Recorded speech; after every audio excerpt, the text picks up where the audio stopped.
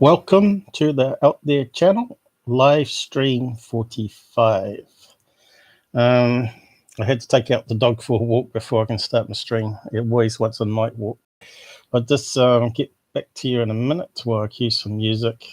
Hopefully tonight won't end abruptly with an internet loss. Let's see what happens.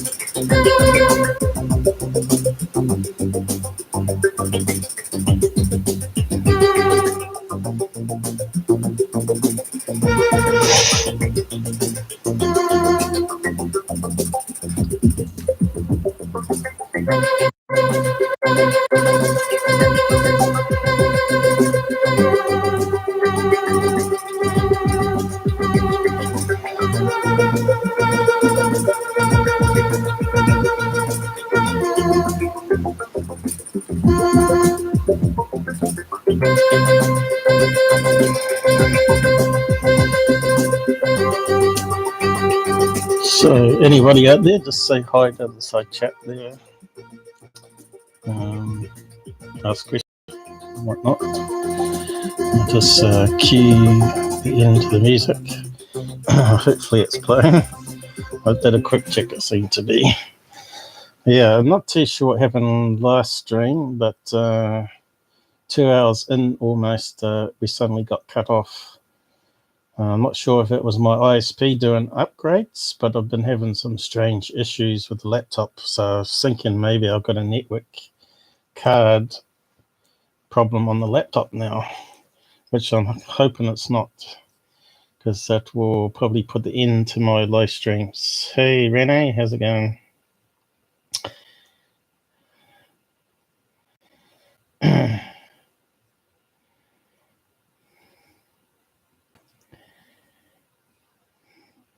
Well, UFOs and paranormal and all the things in between, I guess. As you know, my channel's not just based on UFOs, but it's sort of ended up being that way. I don't know if anyone from New Zealand's joining us tonight. We have a couple of followers that seem to be up late, but I think they work in the mornings, so we might not see them around. So tonight I'm just going to talk about all the Skinwalker talk that's been going around the web at the moment. Probably look at some other UFO stuff as well. Also,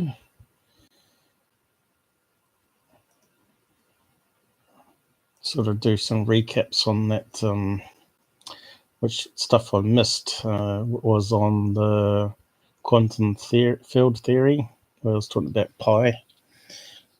I was going to try and explain why they use pi. So, as you know, I suppose first topic would be to talk about the Skinwalker stuff, and I've just do some online research with it and see what we can find out about it. As you know, that Core Bell has been plugging it for probably a good 6 months or 3 months at least anyway. And I was a bit disappointed to see that he actually went on Security to push his movie. And as you know, anyone that uses Security is a instant reputation killer. Just so you can get your face out there on 400,000 people that view stuff there, even though he's got 2 million followers almost. So yeah, up Security here. You can see just put out an interview. But he's not the only one that's been doing interviews, of course.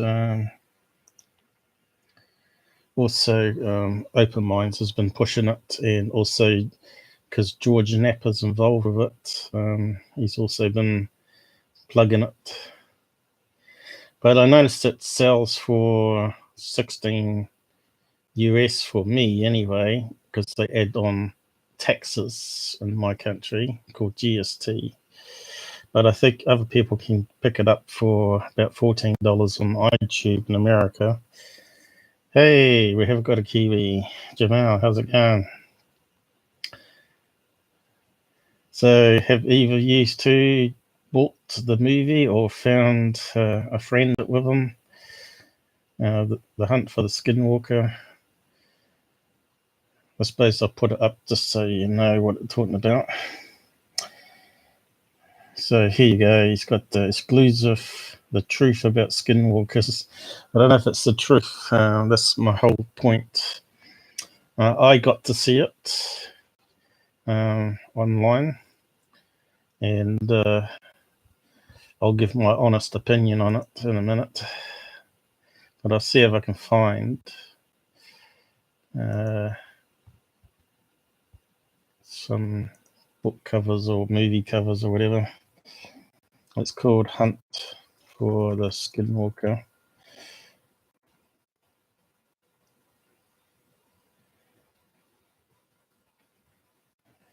And just have a read of what you said down here, because it's a wee bit too far away for me to see it. Hey, how's it going? Yep, I'll just tune in to listen tonight. How long you got before your wife calls you to bed? Midnight? I tried to stay earlier, but things never seem to work out right. So already you can see all the trailers for Skinwalker is out. Jeremy Corbell's plugging it. So I guess if you can get 1 million sales at 14 US, he's going to be a rich man. So it's already in the movie database, as you can see here.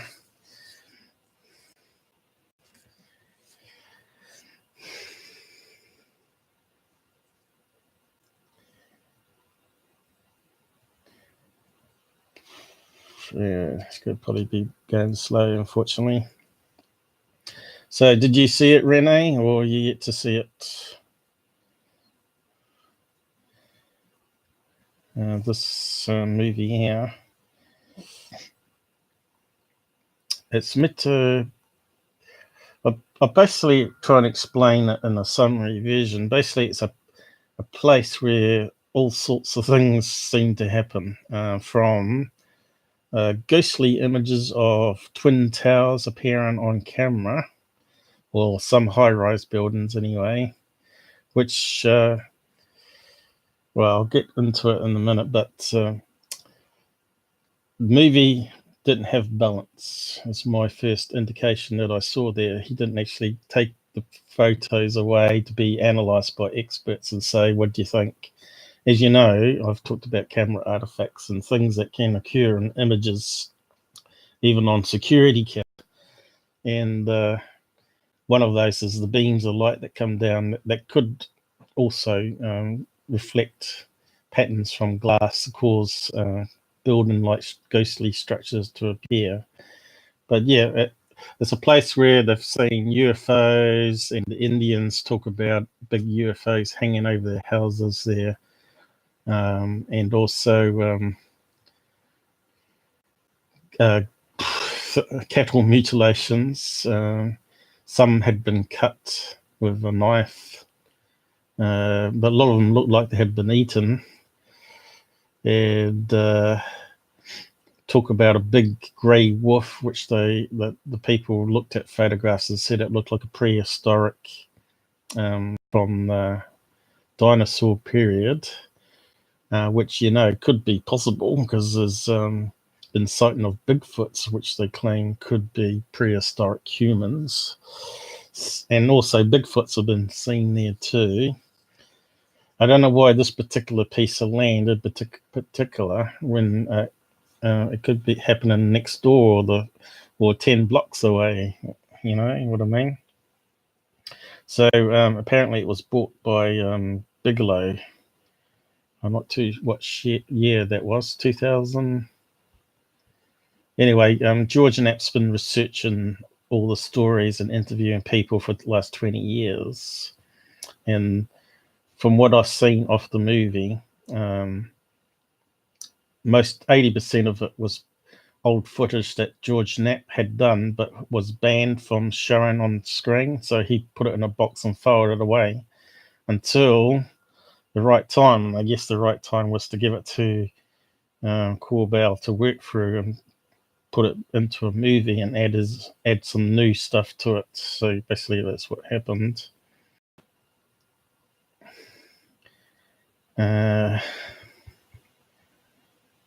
It came out yesterday, I think. Yep, that's good, mate. It's good that you enjoy what I do.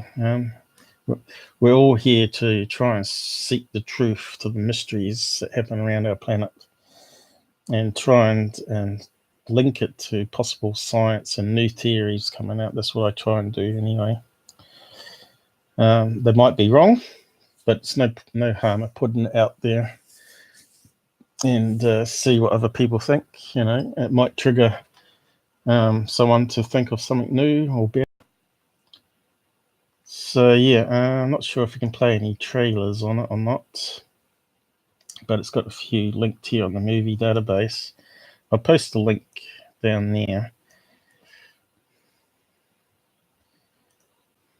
But as I said, I was a wee bit disappointed, well, more than a wee bit disappointed when I saw him doing an interview with Tyler. Because most UFO researchers, the real ones, know to stay away. Because it's just a killer for reputation. And straight away, it puts people with doubts that that they're in it for the money and rather than the topic. And the whole thing is about all the interesting things that happen there. Why is it not letting me post that one? See that? Error. What did I do wrong? Have I been banned from posting my own links? Or have I been dropped off again? Are we still working? Looks like it's all right there, but I've had this problem before. Well, let's try getting rid of that then. It seems to be working. Like the HTTP in front. But anyway, I'm just a bit worried it's going to drop off before I've gone through everything tonight. So what's interesting is I managed to get a watch of the movie, and he showed a picture, which I got a snapshot of a particular frame, where he was being shown UFO photos. And let's see if I can bring it up.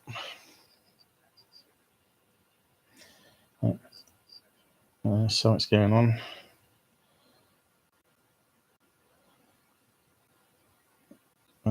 Something going on there. Right. Suddenly gone slow.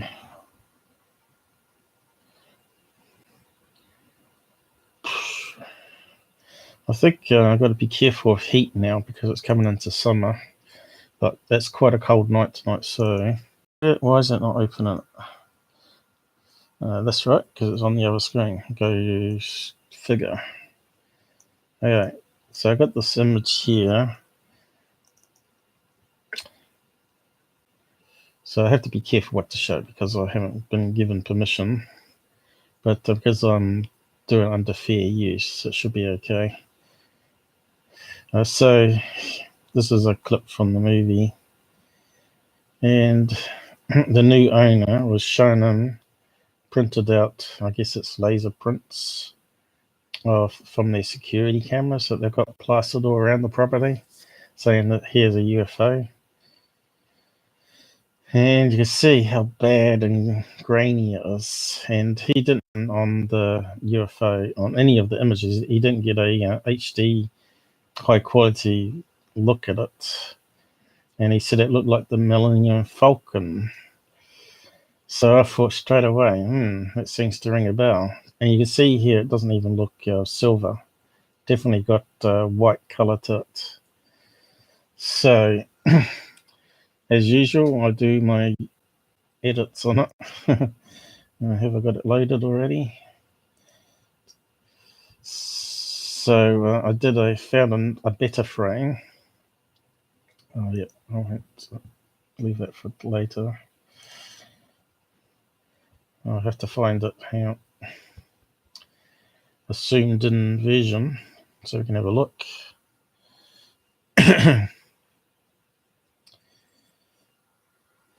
So who's still watching? We haven't dropped off, guys.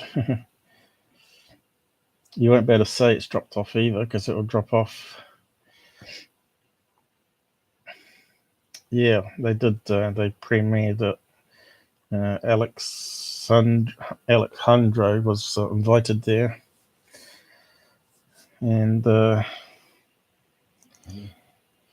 probably a few of the key players in the UFO industry. Open Minds is really like the commercial backbone for UFO stuff, and MUFON is for the real investigations of the UFO stuff. And people like me that who hate trying to make money from it. Although it costs me money to produce this live stream, and I've got equipment that's breaking down on me. You don't see me plug in, join my Patreon and donate money and buy my merch and t-shirts. I broadcast about it once, and that's probably all you heard about it, and it's in the links in the description. People can choose if they want to donate or whatever, and it's that's how it should work, So when some filmmaker says he's making a movie about UFOs, I think, oh yeah, he's a filmmaker and not a researcher, and he's out to make money. And of course, that seems to be the case. So this is the best image I could get from that handout, because he didn't zoom in, and oddly enough, it does look strange. Looks almost symmetrical, like it's got two holes here and two holes there by the looks of it. So I guess that part of it probably looks like the Millennium Falcon where they sit in the cockpit. I'm not too sure what's over here.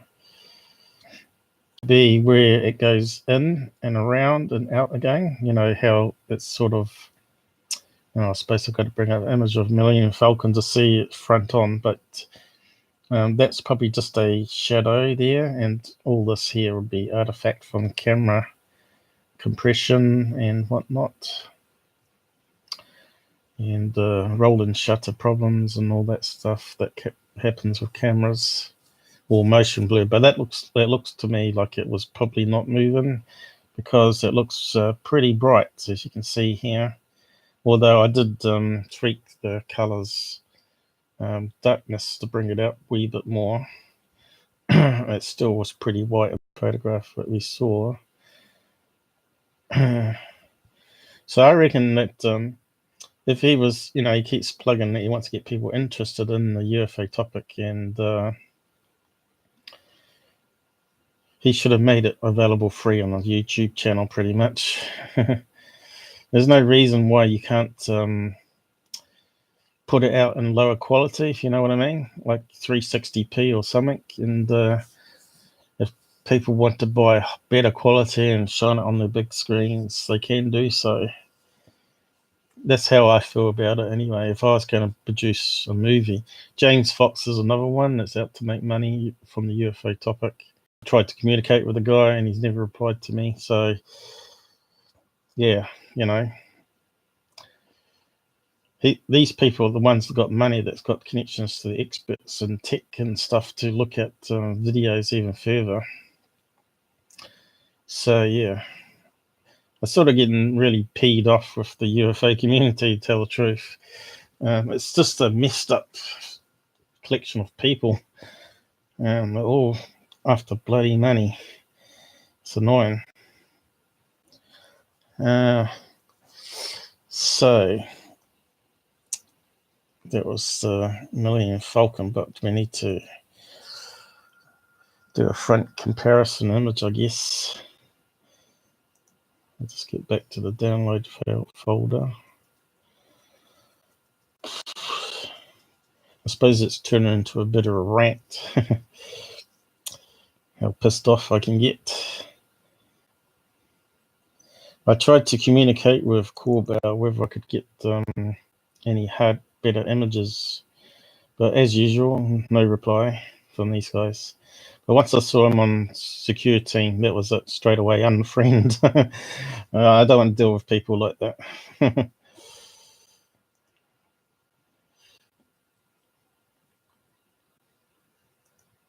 Hey, we all like to live in Vegas, wouldn't we, and make millions of dollars from making documentaries. It's an easy life, isn't it? Be invited to parties and hang out in the ranch and video more UFOs. Sounds like a lot of fun, eh? It's not the sort of thing you get to go happen in New Zealand, because New Zealand's pretty boring. It only happens in America for some reason. It's got a Bermuda Triangle of UFOs there. So if you have a look at Millennium Falcon, now my question is, why would a UFO look like Millennium Falcon? Why didn't they get those videos analysed by some experts? Why didn't they have Mark D'Antio guy on to have a look at it, like most of these other channels do? Although I know that he charges quite a lot of money, apparently $1,000, just to even look at the case. That's what I've heard. Anyway, so,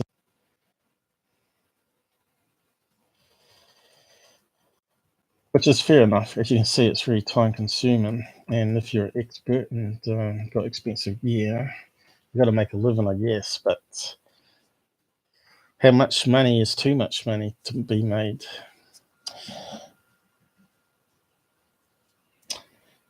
So far,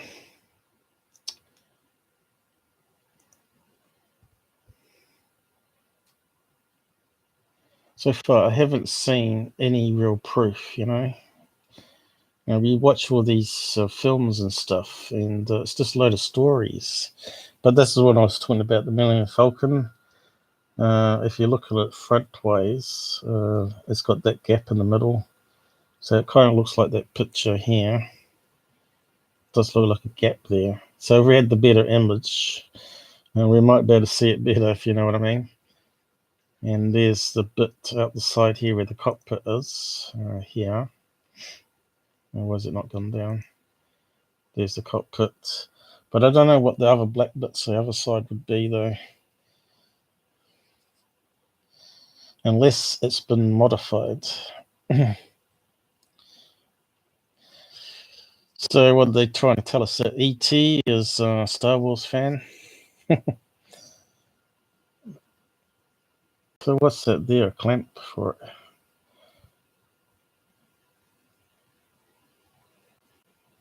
Looks like that goes into there. Is that how it's meant to connect to a space station or something in the front? It normally just lands, doesn't it? So, yeah, so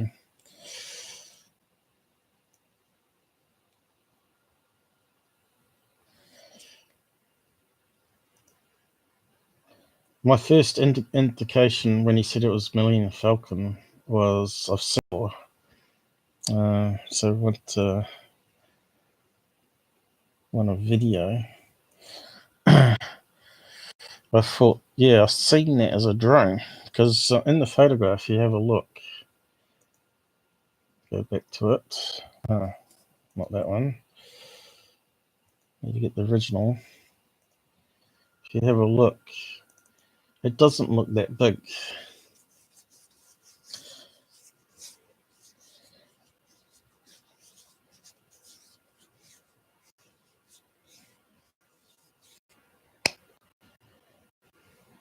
Yeah. We got no indication of size. It could easily be a drone. And I thought, well, if you want to do video inside the ranch and you know it's off limits and you never get permission, what a better way would be to use it looks like a UFO or some other crazy shape and fly it in there, you know?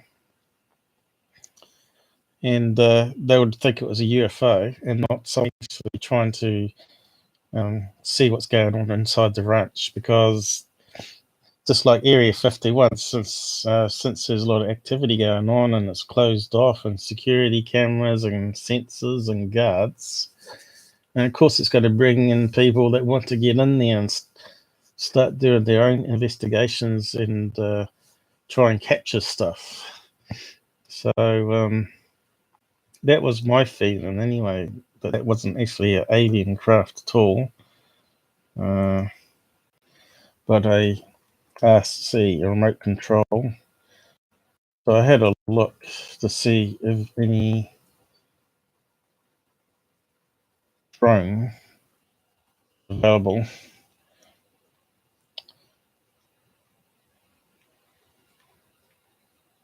And straight away we can start to see there's small models here of drones.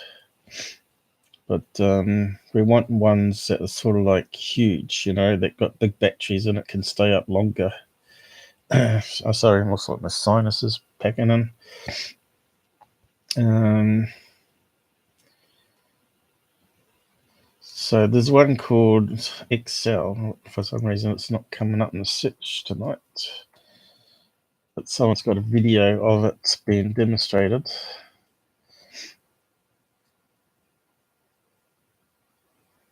Here we go. Excel unboxed.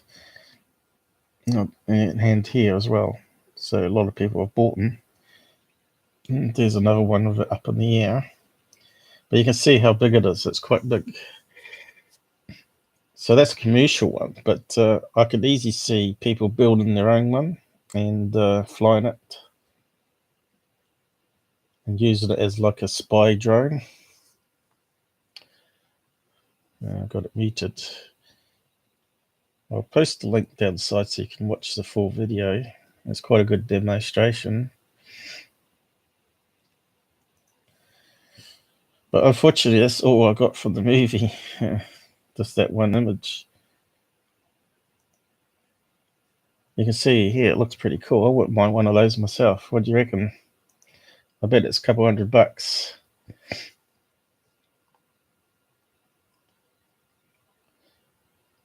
So they got guns at the top and guns underneath in the middle there. Chewbacca and Han Solo in the cockpit pit as well, apparently.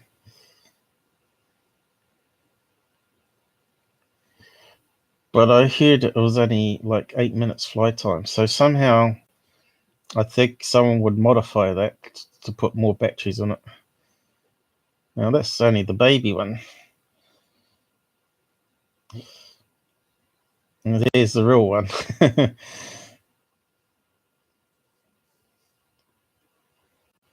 So yeah. And you can see how white it is there compared to the image that we looked at. But won't play it all. So go and give up for his demo.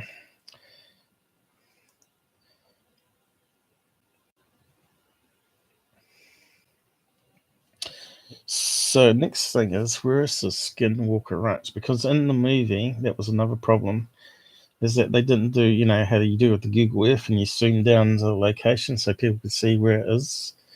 We know it's in Utah, but whereabouts, you know? So we'll look into that ourselves tonight. But the whole thing was a load of stories. There was no hard evidence. They talked about a massive wolf that was like 4 times as big as a regular wolf, or maybe even bigger, that they shot them and blew a hole in it, and they didn't pick up the flesh and store it and to preserve it for it could be tested to see what the DNA was. So we never saw any of that in the whole documentary. We never saw any real hard science. And but it was good seeing George Knapp's stuff, all the old interviews and stuff. And so really you're going to have to go and watch it yourself. You know, you're going to have to pay the money and go and watch it, or get a whole group of people, put a couple of bucks in and buy it or whatever. Yeah, I know, it's pollen coming. I've just been doing a walk outside, and obviously one of the trees has got a load of flowers on it, and it's got me. So you have to bear with me because I'll be breathing through my mouth. But lucky enough, I've got a drink here. So where is Skinwalker Ranch? And it's popped up here. So let's find out where it is. Because I didn't even know, even by the end of the thing, whereabouts it really was. Now you hear about it all the time. So we got a Wikipedia on it and 17 creaky facts about it. Skinwalker Ranch, unearthly dire wolf. Stories and theories. So you can see there's a lot on it. There's also looks like another documentary here. Let's have a quick look at that.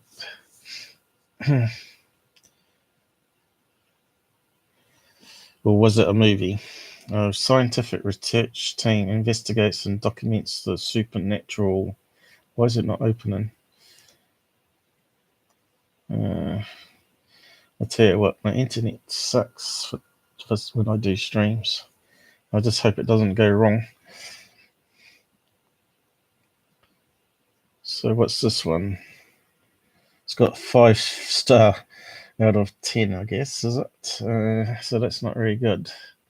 So it's a sci-fi mystery horror. So it's a bullshit movie, basically. That's why it's got a 5 out of 10. Oh well, it's not a real scientific creation. That's what I was hoping for. You know, do you watch Ghost Adventures at all? They're quite entertaining, if anything. I always remember when they first started that the Wikipedia came out talking about Ghost Adventures, and someone had put in the comment in the description of him that he's a right tool, Tool. I don't know if it's still there. I think it's probably been edited since. But they were a wee bit of a jackassy thing. But they did Skinwalker. I'm not sure if it was ranch, but they did canyon where it had caves, and they caught some really crazy stuff going on. And they also did a similar place called Stardust Ranch, which is where I got confused between Skinwalker Ranch because it looked almost the same, and they had the same sort of thing going on with UFOs and paranormal. So if we click on maps here, I'll open it up in a separate thing because I might go through those links there.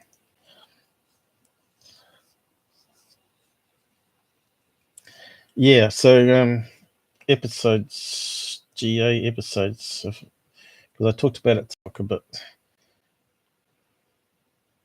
I'll just put it in there as GA. See if you can go and find the episodes online if you've not seen them. But it's season 12, episode 12, I think it was, and season 14. It's up to season 16 at the moment. Episode 7.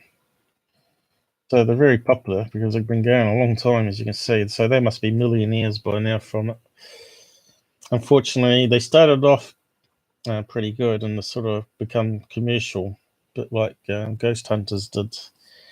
So it's really, sort of ruined it for me anyway. But they're still entertaining. One of the newer shows, what's it called? Kindred Spirits. I don't know if you've seen that. It's Amy that had separated from Ghost Hunters after it closed down, decided to go out and do her own show. And she goes back to all the bare basics of ghost hunting using all the old techniques, with spirit boards and voice machines and full spectrum cameras and whatnot. But those 2 episodes are about skinwalkers anyway. If you've not seen them, I recommend go and have a watch. They do catch a UFO in episode 12 there on Stardust Ranch. Or maybe I'm not sure if they captured it or just missed capturing it. But the guy was standing on a hill, some UFO light or something. So here, that's where Skinwalker Ranch is anyway. So Utah is here. So it looks like it's really like a desert region, I suppose Americans, the settlers as they call them, come over there and killed off a lot of Indians and gave them the best land in the USA to live on, and that's all the deserts. And decided to give them some casinos just to make sure they don't get too bored on the desert.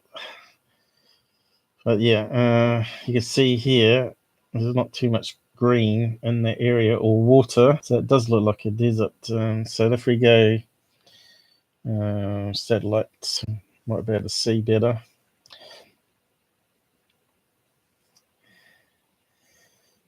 Do you watch Ghost Adventures there?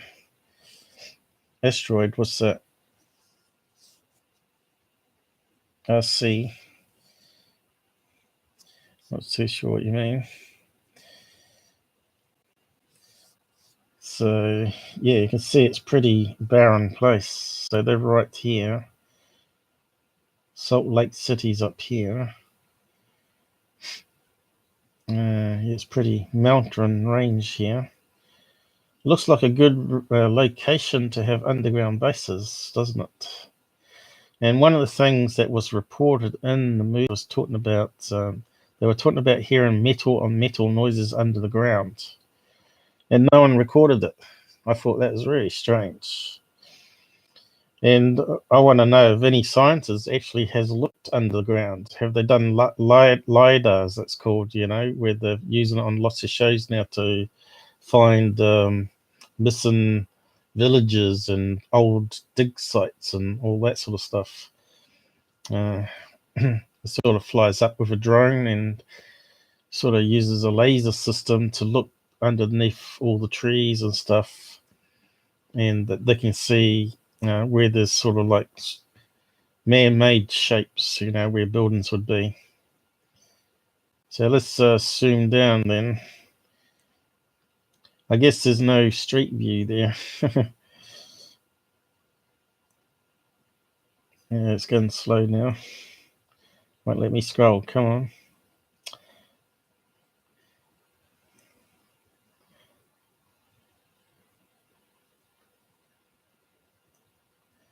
Is that a river running through there? It's still going too slow. So it's quarry. Oh, what's happened?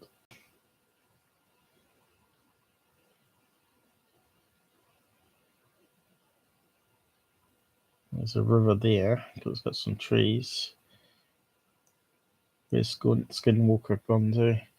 That's what always happens when I zoom in. It always moves from the center point for some reason.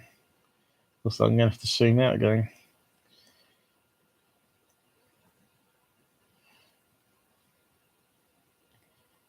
Oh God, where's it gone?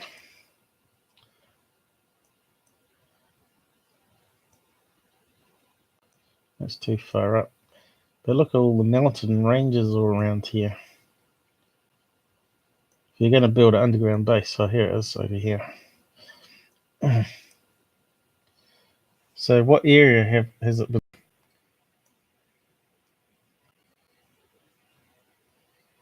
Looks like it might be a stream, and there's a water hole here. But it looks pretty barren place. Rocky, barren place. Yeah, what's happened now? And we got some irrigation ponds that suddenly appear up here. Yeah. I'm trying to fight this program. I've lost it now.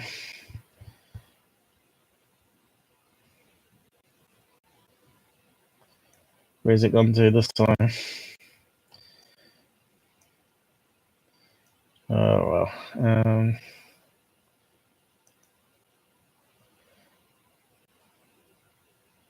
Let's do a search again. No. Oh yeah, it's going to bring it up. I guess that's why people use. Oh, look, it's finally zoomed down for us. So where's this ranch? Where's it start and where's it end?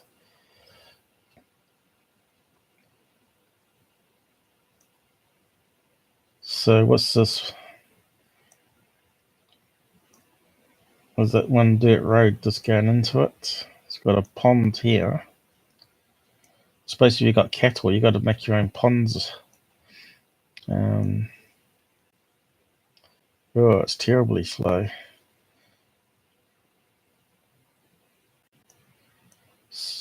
If aliens visiting this place, why? Is the question. And no one seems to have the answer still. Could it be that a lot of theories was that it's interdimensional? And when you look at all the different stories, we got a dinosaur wolf, a dire wolf, and then you got that's from like millions of years, 300 million years ago, and then you got stories of UFOs and aliens and cattle mutilations. It sort of sounds almost like it's a multi-universe happening there, like a connection point. So the beast or beasts or wherever it's multiple could be coming from another planet Earth, but it's got older life forms on it that we used to have, but it had by an asteroid like our planet had. So maybe they're coming in, feeding on the cattle, and then wandering off, and then they're getting sapped into the universe back into the universe again. And UFOs could be the same thing, that we're seeing a glimpse of another planet that's more advanced and it's got flying machines, maybe breaking through into our plane of existence. So that's one of the theories, anyway. People were talking about, and it sort of fits, fits the whole thing that's happening there. And I don't know if that's true or not. How would you be able to test for that theory other than capturing the creature that wandering around, and or film it vanishing in thin air as it's walking? Because they said they tracked it to a muddy.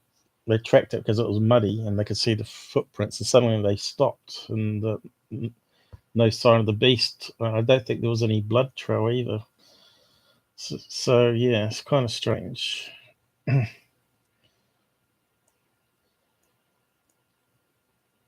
So there's some map of it anyway. It doesn't look like a really nice place to live.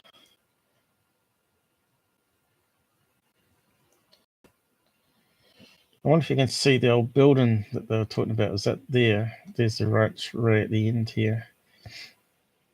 And there might be a building there.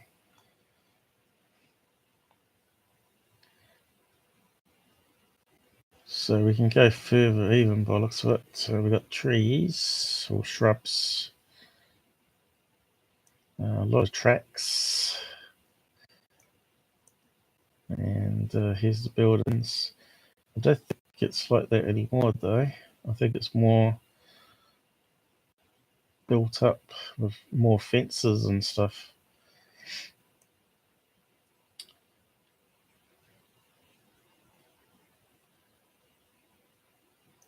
What's that? They said Bigelow, when he bought the property, that his watchtowers everywhere with pens around, like little fences, and stuck a load of animals in it, like goats or pigs, and tried to use them as, I guess, skinwalker bait, so they could catch it on camera as it's approaching, trying to get them. But one crazy story is apparently this dino wolf entered the property and grabbed the nose of a calf in front of these two guys that owned the property at the time, and they hit it with sticks to try and get it to release, and it didn't budge. And he said he even patted it on the head, which kind of sounds a bit strange to me.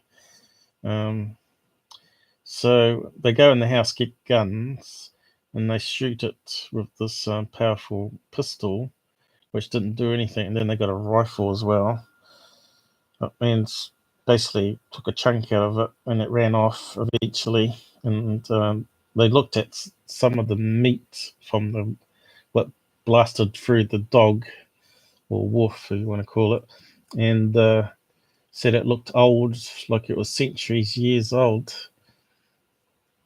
But they didn't keep it. Didn't think about putting it in a jar of alcohol or something. So yeah. But you can go and listen to the full story, a real story, because I'm no good at telling the story. Hear it from people's mouths. So we'll go back to that page here and have a look at these other links. Sorry, I didn't. What are you saying? Yeah, as long as you've got a nice fast computer, or at least an internet connection at the same time, then it works all right.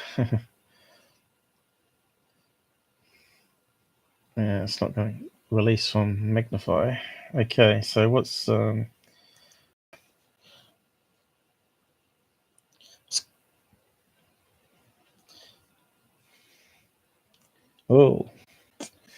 a lot of information.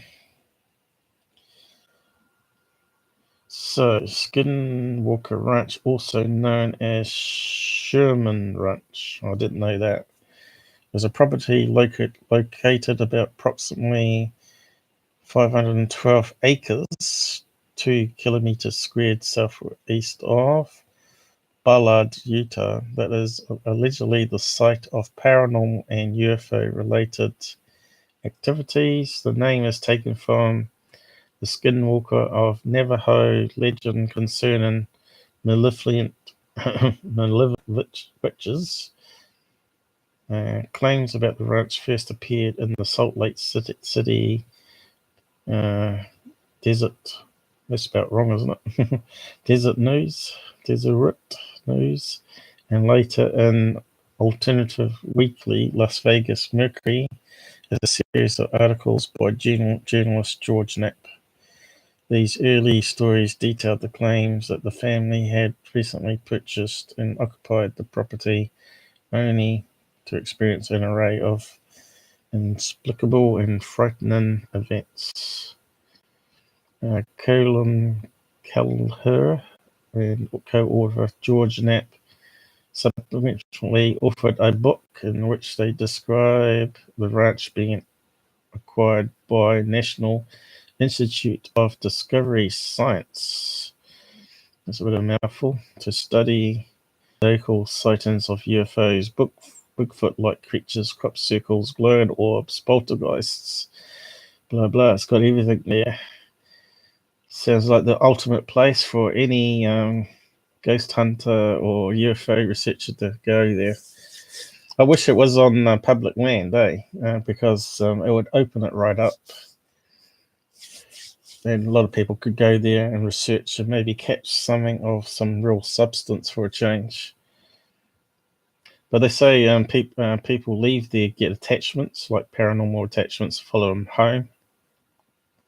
I'd like to see, what's that medium called Amy from Dead Files? Because she sees things which is just out of this world. She talks about vortexes and demons and strange creatures. I don't know if you ever watched the show. And she sort of teamed up with a New York detective who analyzes the area and gets the history and anyone that's been murdered or strange deaths on the property. And he sees what he finds out matches up with what she sees. It's quite an entertaining show. Whether it's realistically true, I don't know. But you know what it's like with these ghost hunting shows. You don't know if it's just cutting out stuff, how realistic it is, and whether people really did get a solution to their problem of demons haunting their lives. So there wasn't that much said about it here, was there? So this Alexander guy, is that John? Colonel John. He was the one also in that thing we looked at on Control. Remember that? He was in that 3-part documentary the BBC did on, what's it called? Project, First Earth Battalion. And he was lying about stuff and he got called out by the reporter. If you watched it, you could see this guy really got called out big time. He was lying to the reporter. So I don't really know if I would ever trust what comes out this guy's mouth. Being, ex-retired government. So even James Randi, skeptic, awarded Bigelow a Pegasus Award for funding purchase of the property for what he termed a useless study of a haunted ranch. I don't know if you know James Randi. I'll click on his name so you can have a look. But yeah, he puts out a challenge to people and offers $1 million if someone can prove their claim, like whether they're a medium or psychic. And this guy here, he's got a lot of entertainment videos on YouTube actually. Well, he does a lot of presentations at universities, and he's actually a magician and illusionist. It says here, skeptic. He's quite old now. He's still kicking Canada. He's also gay. So, yeah.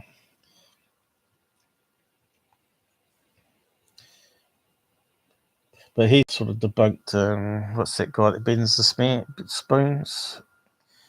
He's got a strange name. He lives in the UK, I think, still.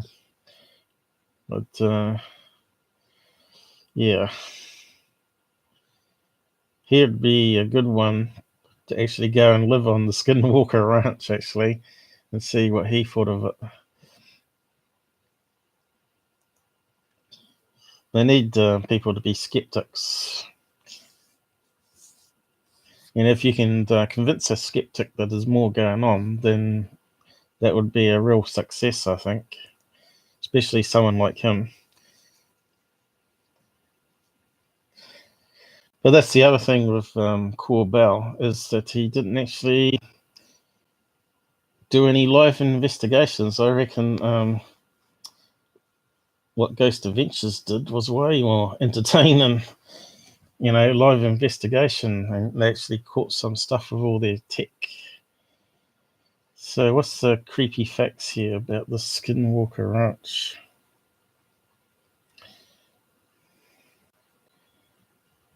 So I've got some other interesting stuff I'm going to show you in a minute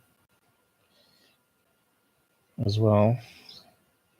I'll bring it up after this, see what this site says anyway. 17 creepy facts. Well, at least they've got a map. Is it going to load though?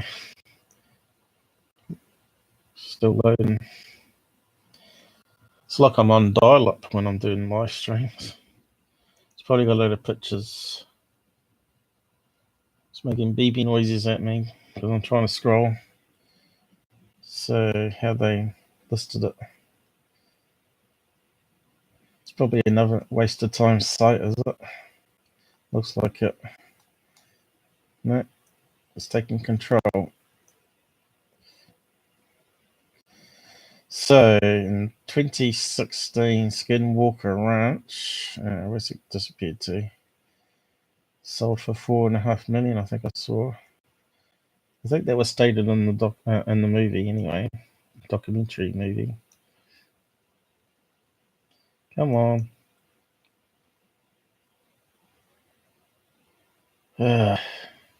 Something on this page it doesn't like. So there's the Bigelow's findings through UFO seen in the area were not consistent with current military aircraft. In 20, we lost it again. What if I can stop loading it then? Stop. That will stop it going crazy on us. It's trying to do stuff in background, I think. It's one of those dodgy sites. So let's go through the list. No, still trying to do something. Alright, what's happened?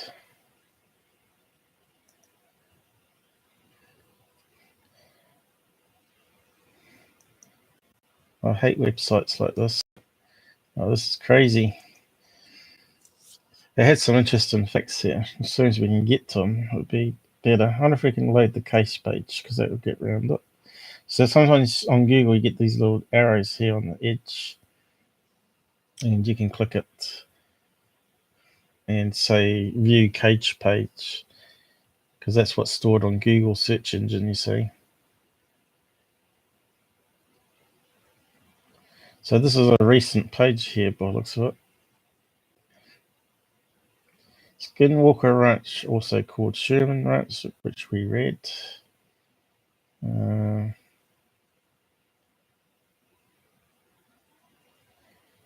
UTs will not enter the area known as Skinwalker Ranch because UTs, they think the Skinwalkers are powerful spirits and put cursors on them for generations.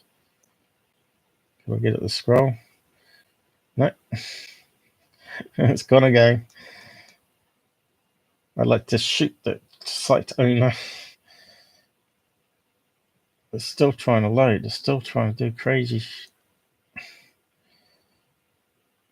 He's probably pulled this from another page. Beginning in the 1950s, the area around Skinwalker Ranch has been a hotbed of UFOs. We know that. It's not going to scroll. 94, Skinwalker Ranch became well known. When Terry and Gwen Sherman, the names are regular for the real family, and their children purchased the property only to be driven from the house after 2 years of increasing terrifying paranormal events. So, can we scroll down? No. Why won't it scroll down?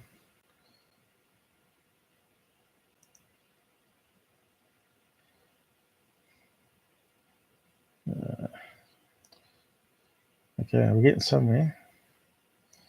Well, they lived on the ranch. No, there it goes. For one instance, the family saw a wolf attacking one of their cattle. That's what I was talking about. And they shot the wolf multiple times with a handgun, and the wolf did not react to the gunshots at all. Appeared unharmed while it continued. Eventually, after being shot 6 times, the wolf ran off and eventually vanished. In another instance, the family saw their field lit up as if by a football stadium lights. They saw a UFO larger than 2 football fields and apparently alien figures over 7 feet tall. Sounds interesting. So where's the photographs?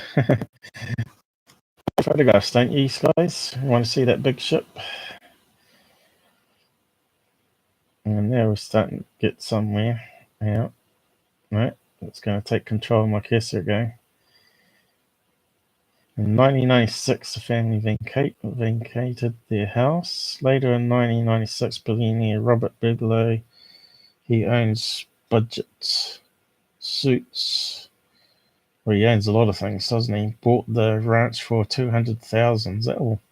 At the home of the Paranormal Research Group, the National Institute for Discovery of Science, which operated until 2004. Organization is later replaced by Bigelow Aerospace Advanced Space Studies. In 2007, a secret unclassified government program, the Advanced Aviation Threat Identification Program, began investigating UFOs. The program had a $22 million budget, and Robert Bigelow received much of that. So that was from To the Stars, the A-tip. So apparently that's been linked to the research of the ranch as well. Bigelow's findings were that UFOs seen in the area were not consistent. I read that one before. In 2013, the film Skinwalker Ranch was made, loosely based on accounts. I think I've seen it. It was absolute rubbish. I'm not sure if you guys have seen it or not. It was like a B grade. That's why it got a 5 out of 10. See if we can keep scrolling. It's behaving itself now. In 2016, Skinwalker Ranch was sold for $4.5 million to what's that say? Adam Mantonium Holdings, a shell corporation of unknown origin. So it was sold to an oil company. So could that be the new owner that's in silhouette in the movie? Afterwards, a public road that had gone through the property was closed. The road is now guarded.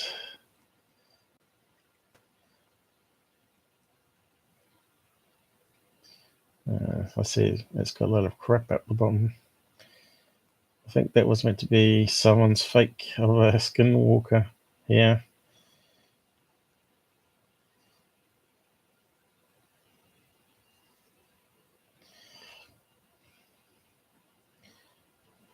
So I don't know much about this image at all, but it kind of looks a bit suspect.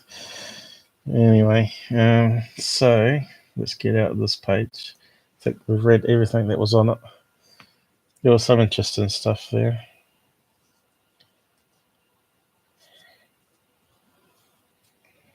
A lot of it's in that movie.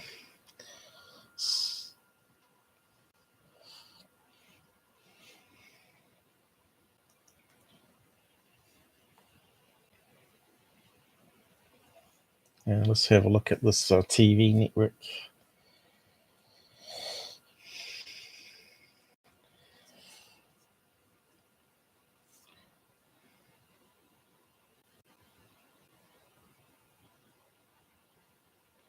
So they're probably saying all the same stuff that we've heard a million times already.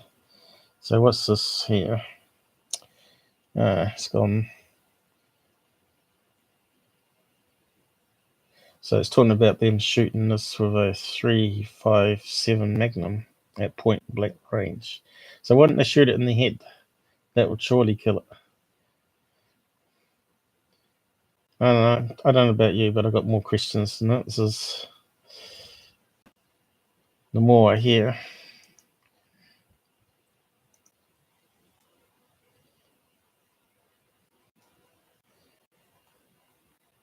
Here's another page that's taking forever to load. Keeps adding. So what's this one up here? What's that one say? Giant wolf captured. Is it going to come up? Come on. Giant wolf captured on camera at Skinwalker Ranch. So they have caught some images. But how do you know how big it is?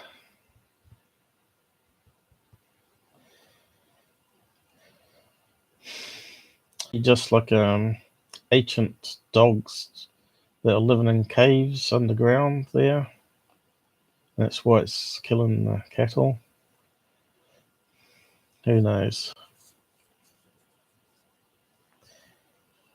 And we know Bigfoots, of course, are related to stories of them being UFO pilots. So, yeah. Maybe it's not parallel universes, but maybe it's all explainable.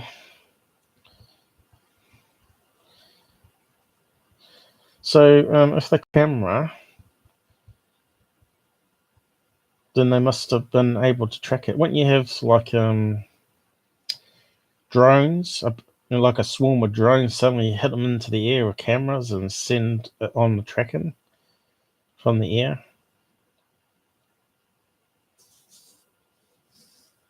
Somehow, I don't know, how would you target it?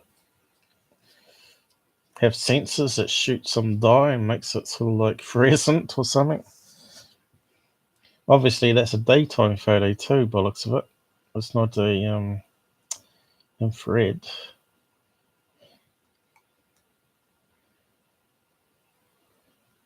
So I'll post that link there anyway if you want to have a read what's on there.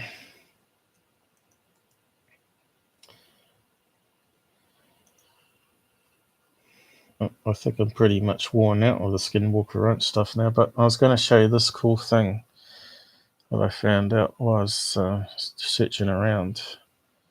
Because I wanted to know, is it like a region that has some special rare materials in the ground? You know how they talk about ley lines and stuff like that? And I thought, well, what's on the opposite side of the world, and how do we find out that? So I did a Google search, and I come across this site here. which I'll post across.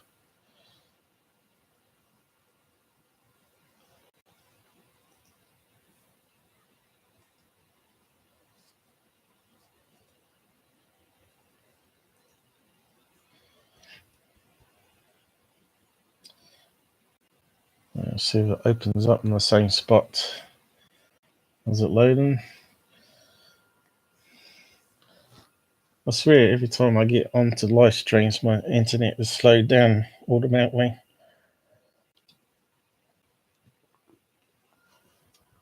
It's probably going to load with the default one. It's called Geolocation Toolbox. And when you look on the opposite side of the world, let's try to take it my location, New Zealand here. It shows you what's on the opposite side of the globe. Like if you had one of those ball globes that you spin around in your hand and you draw a straight line through it.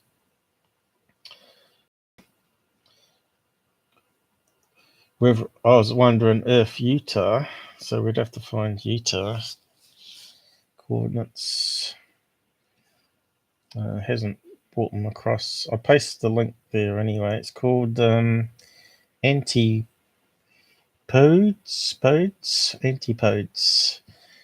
Let's see what it says here.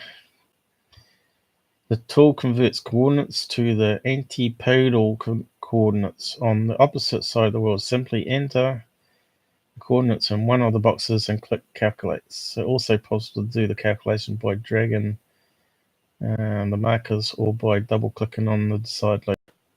So we can type in GPS there,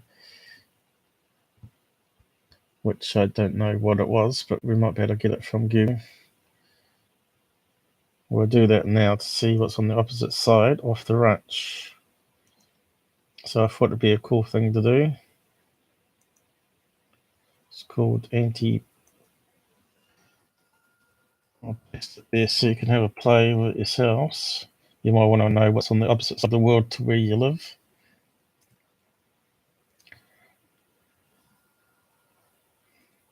Why is it not magnifying?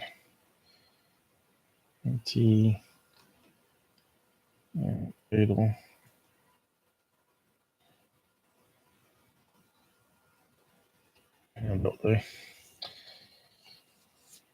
So, yeah, what is the coordinates?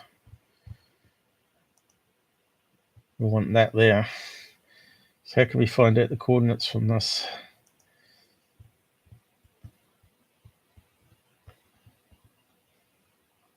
We want the GPS. So it's Fort blah blah Utah, USA.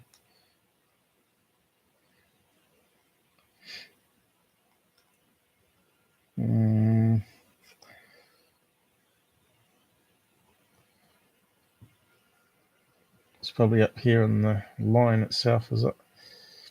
Let's have a look. I'm not too sure. Negative. It looks like GPS data.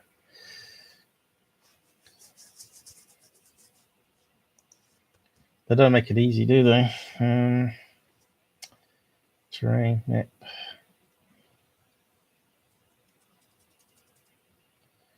I think it might have been on the wiki page. Search settings, consumer information, location, your timeline.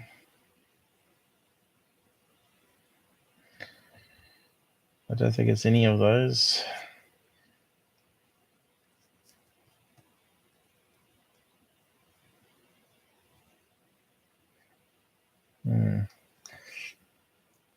Let's see, the wiki page I think had it.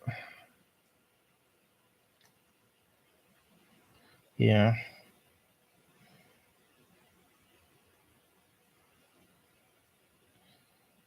Looks like too many numbers though, doesn't it? North, west, north.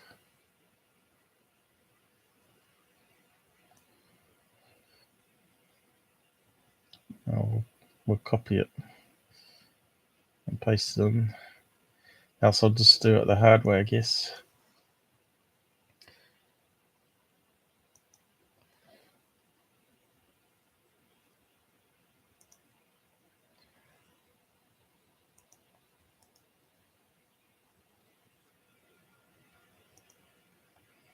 Calculate. Don't think it likes it. Oh, it had too many numbers. Where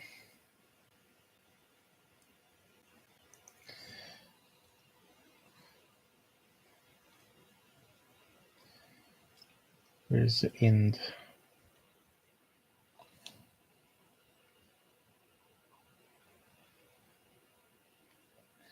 So we're going to have to do it the hard way. It's a big sample underneath. N number.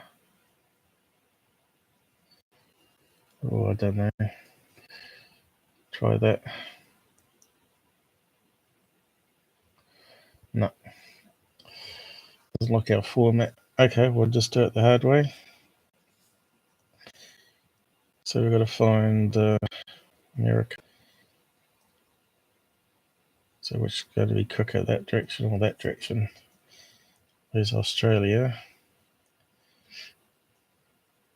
Here's America. So we know Skinwalker's over here somewhere, so we need to start zooming in.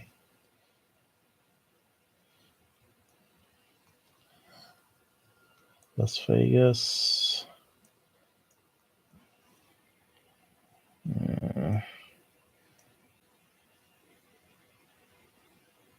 There it is here. Las Vegas here, yeah. So it was up near Salt Lake City, around about here, wasn't it?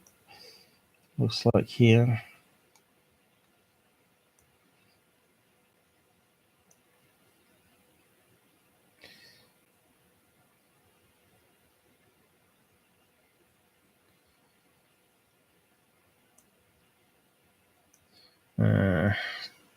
So let's just click area there anyway.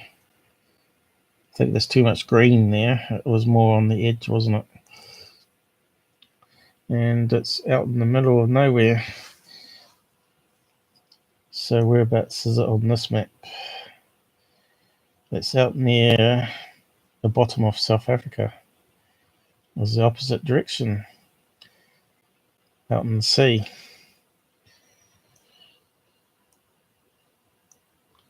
So there you go. If it landed, say, on the pyramids, that would be a really good find, wouldn't it? If it landed in Egypt, right of the Great Pyramid, and the opposite side of it turns out to be Skinwalker Ranch, we could have some sort of conspiracy there. So, yeah, I don't know if any of you guys are still out there watching or not. But, yeah, I thought that'd be a good thing to look at anyway. But I know they do have a lot of ships disappear around the bottom of South Africa. They get the freak waves happening. And there's a lot of ships that go missing around about here. So maybe there is some sort of connection. Yeah, if you know what I mean. So, South African seas. Oddities, we probably need to Google, see if there is.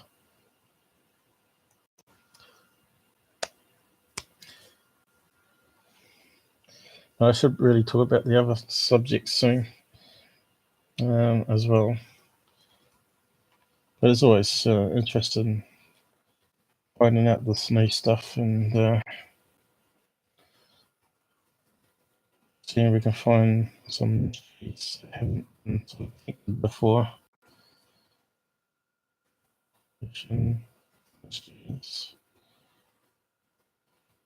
Let's come up with a word, so let's see what happens.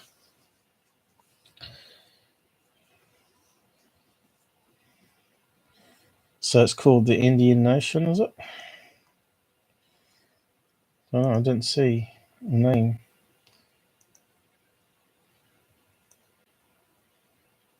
Is it the Indian Ocean?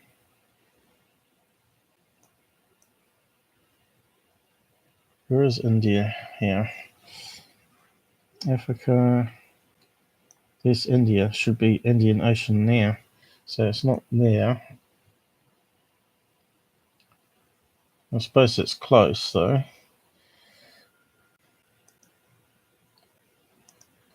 So what have we got here? Sea monster. Thousands of mussels wash up in South Africa.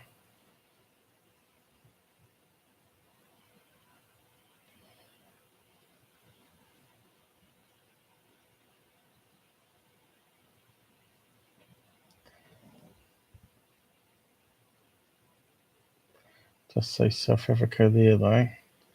4 mysteries of the Indian Ocean.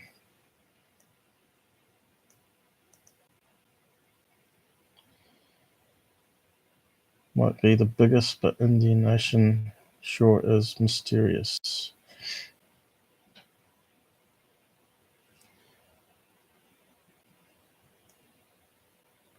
Deep sea mysteries.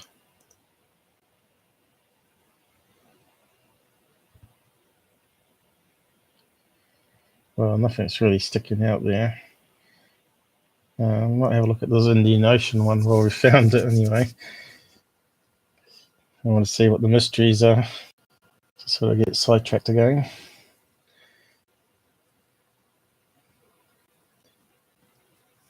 Oh, you're going to bed, I guess. This long message. That's because I got a narrow chat on the side here. Yeah, I still got some more stuff to cover, hopefully. Okay,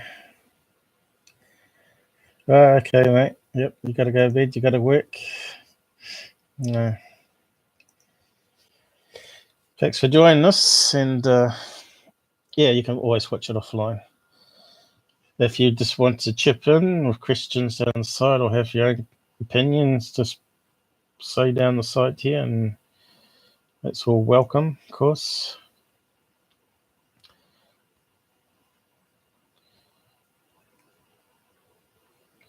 So what are the 4 mysteries?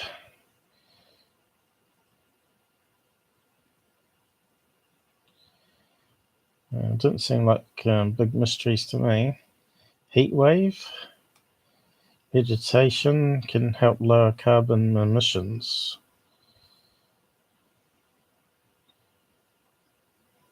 And he's got a crazy fish.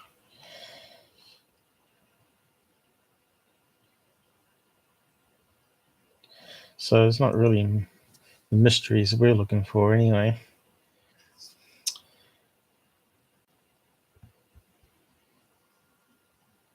So, yeah.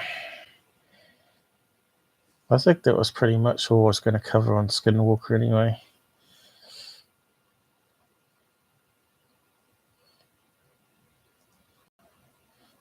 The interesting map thing, which I didn't know existed. So you can have a play with that one.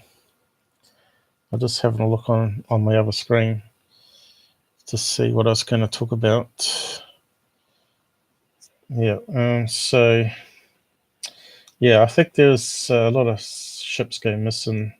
South Africa Ocean or sea. Is it a sea or ocean? What's the difference?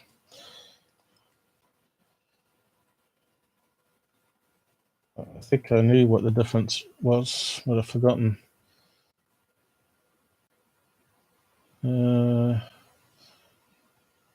Is an ocean surrounded by 2 sides or something, or 3 sides, and a sea isn't? Maybe I should Google it. South African sea ships disappearing. Pretty sure it's like a hotbed of where shipping containers ships disappear.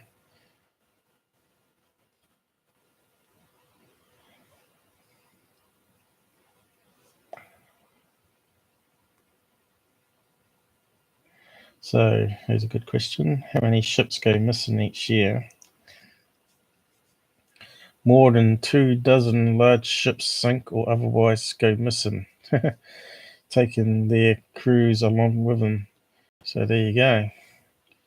So being a crew member on one of these container ships may not be so good. How many container ships are lost each year? Number of containers lost at sea shows an average of 1,319 containers have been lost at sea each year over the past. Well, that's containers, isn't it? Not actual container ships. Over the past 3 years, according to a new survey. So if they get hit by a big wave, like a freak wave, it's going to knock over containers. How many containers lost? See, that's what that answering. What that question was answering. How many ships have sunk? Nope.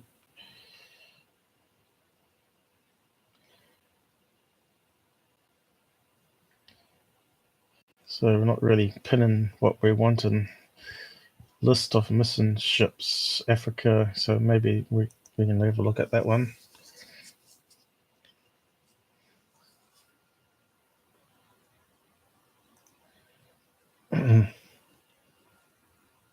It's amazing how time flies when you're looking at this stuff. So we want South Africa. There we go.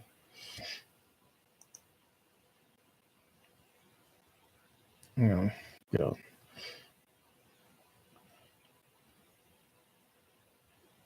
Is that going to give us a list? I don't know. I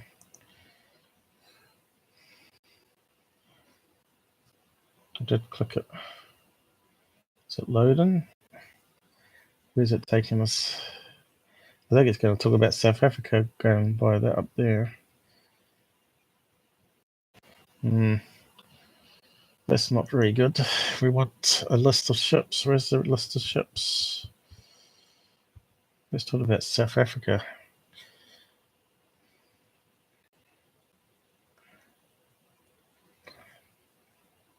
And we'll keep scrolling down. No. Also see list of shipwrecks.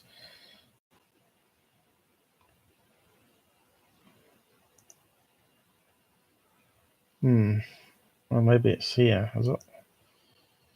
Oh, here we go. No.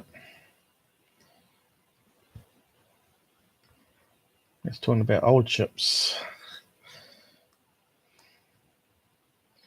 Pretty sure there's a lot more goes missing. Maybe they eventually find them. They're going, maybe. That's why they'd call them disappeared here, maybe. No, it's not going to go out again. Most of this.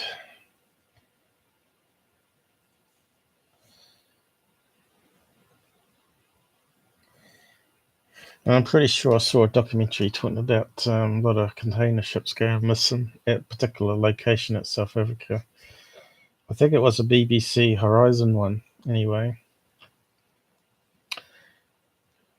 Perhaps you can find some information on that another time. It is an interesting mystery, though.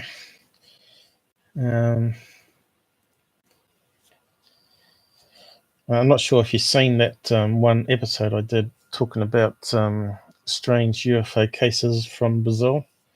But apparently there was a battleship that they were scrapping, and they were towing it all the way to, I think it was London shipyards to dismantle it. We'll probably take off the good bits of it. And then they normally to India. India normally cut it down back into steel bars or whatever. But they talk about this battleship that was disappeared out to sea. It was trying to be lifted up by this UFO mothership. I'll see if I can find the story anyway. But I quickly talked about it in one of the episodes I did.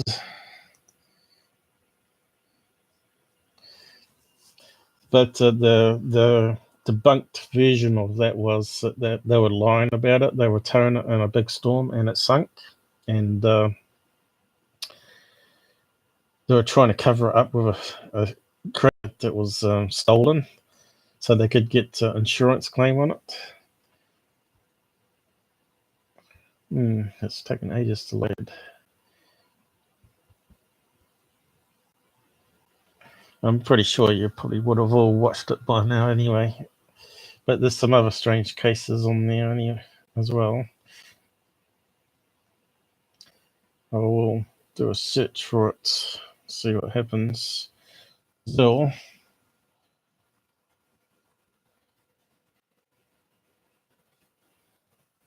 so repeating it, you can go and watch it. This one here.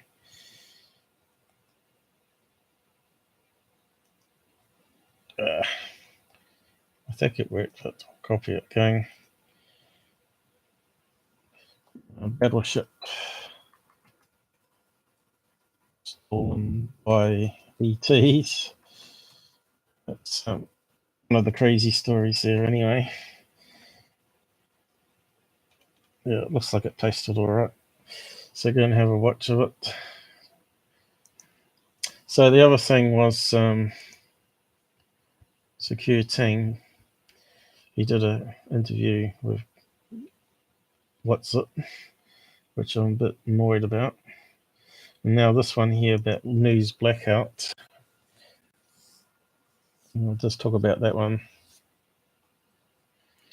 News blackout, space observatory mystery lockdown and nobody knows why. Looks like it got clipped. So I did a search on it, see if I could find any current information about it. But Tyler goes on that it's obviously going to be covered up with some excuse, and is trying to say it's related to something they communicated with or filmed or something in the sky. So I did a search and I found this link here, which I'll paste across in a minute, which is probably where he got the story from.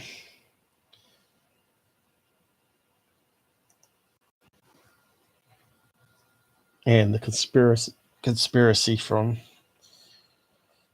this place here called Mystery Universe. If it can go fast enough, you can see how slow it's going. Is it going to load? Yep, you can see it's terrible. So this one here, I'll paste the link to it here, the story.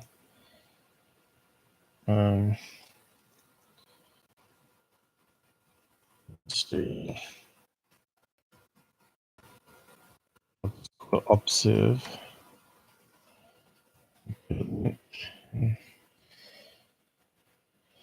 So basically, the National Solar Observatory closed down for security reasons, but they couldn't find out what the reasons were. I thought maybe it was a bomb threat, a terror plot or something. Who knows? But down the bottom here, they add the conspiracy, and as a lot of these people do.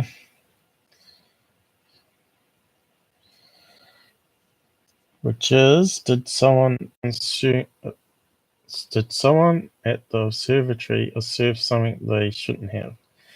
Did someone in Sunspot perhaps figure out why there hasn't been any sunspots for a while? Did they try to sneak the information out through a local post office just for asking a friend? For now, it's shady eye on Sunspot. So apparently they blocked off the area, the post office.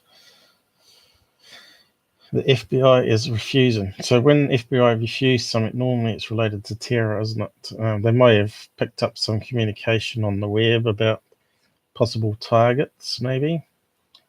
Or maybe someone that was working there was related to a terror cell. Who knows? They wanted to close it down to search it, see if they could find any paperwork or laptop. So, yeah. For the conspiracy-minded, Sunspot is a mere 130 miles from Roswell, New Mexico, and about 90 miles from White Sands Missile Range. So the place is called Sunspot because it always looks at the sun, I guess. Not to do with sunspots, although it's meant to be looking for sunspots, I guess. So what happened at Sunspot Observatory to cause a mystery evacuation? So that's what he did a video on. And that was posted 11th of September, which is, guess what, 9/11. So it's got to be related to 9/11. They've picked up something, obviously FBI have picked up something related to 9/11. I wonder if anyone noticed that, like I just did there. I don't think Tyler would have picked it up.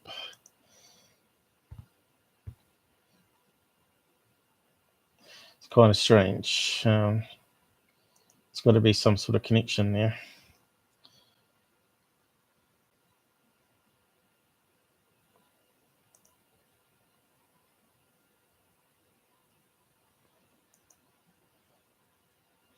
So he's turned it into more of a fear-mongering thing. Plus, at the moment, they've got that big cyclone coming up from the sea towards Florida and Texas. There you go. It's coming up here. Going to hit the landmass with 200 and something mile an hour winds. So people are evacuating from the coasts anyway and getting inland. But as you know, cyclones are normally to do with the land masses, how that's shaped, and heats up the air around the sea and water vapor from the sea. And then you get the energy difference between the cold and hot winds. And it turns into those massive suction winds that destroy lots of things. So the power of Mother Nature.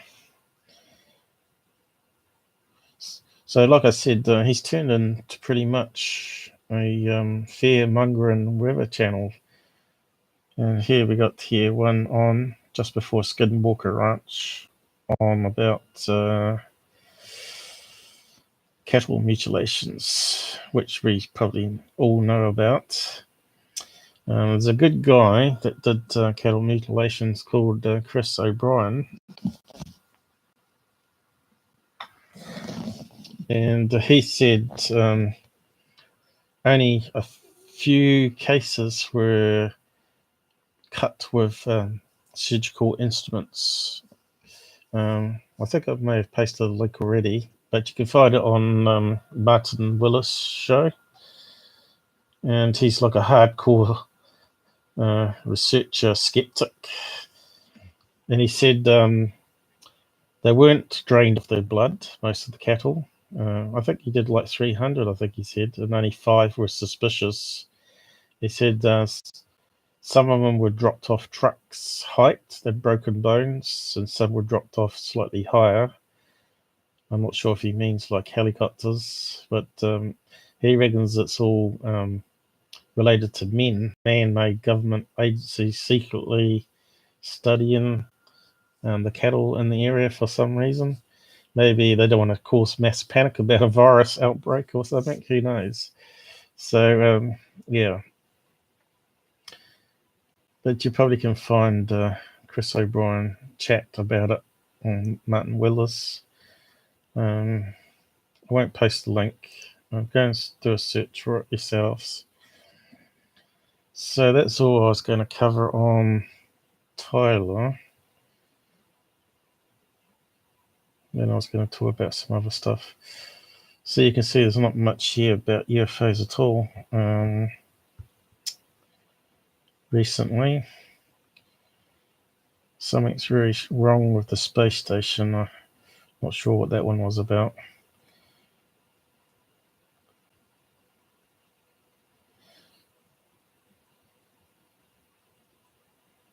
Yeah, so that's where we got looked at last time anyway.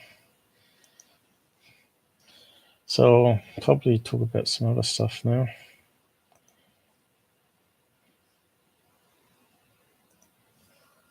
Time's getting on too. So I don't think there was any other interesting stuff here, was there? No. I think we covered Skinwalker as much as we can. I'll post the links to the location here to save you hunting around for that map if you want to have a look yourself.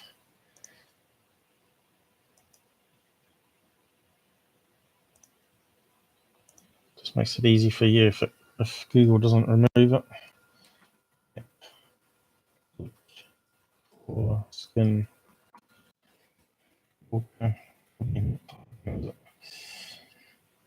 My E and R key are really bad. Yep, I've got the E, no R there. Typo there.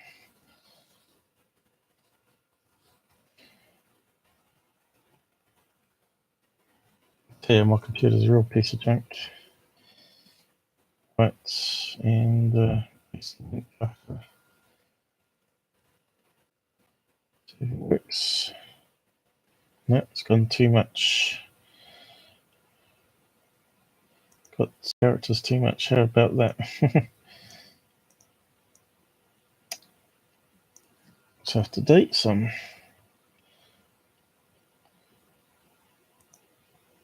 Still too much.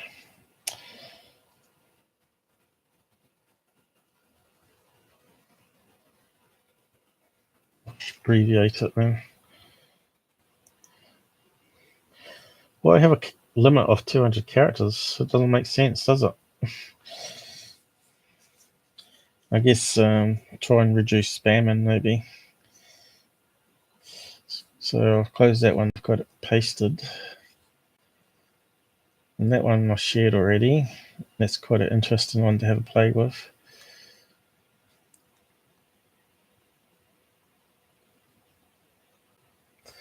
Now, there was some interesting stuff said at the bottom here. In geography, the antipodes from Greek mean anti, opposite, and plus foot, whatever that means, of any place on Earth is the point on Earth's surface which is diametrically opposite to it. So there you go. I should actually bookmark that site because it looks like handy for future research actually. So what's opposite Egypt? We should really look that one up. Where's Egypt on this? This get sidetracked on that. So Egypt must be over this way. In Africa. Should be up the top here. Why has it got crazy names?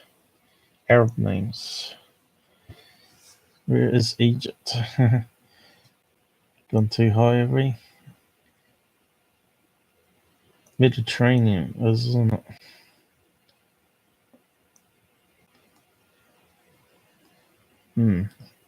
It's got the wrong language by the looks of it.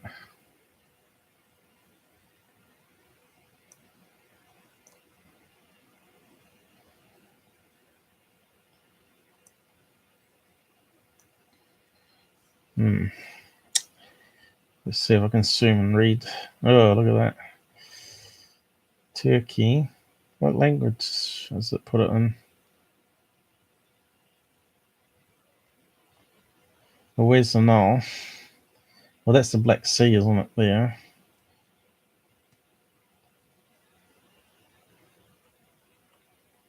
Is that Egypt here? So where does it go? Guess what? Comes almost out to New Zealand. So there you go. Maybe we've got a connection to Egyptians. So where does New Zealand fit into this?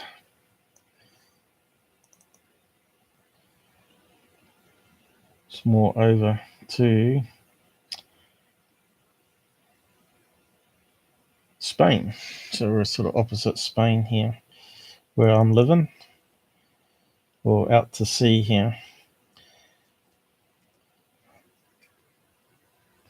So Egypt also connects to the other side of the world, which is in the sea just off the coast of New Zealand.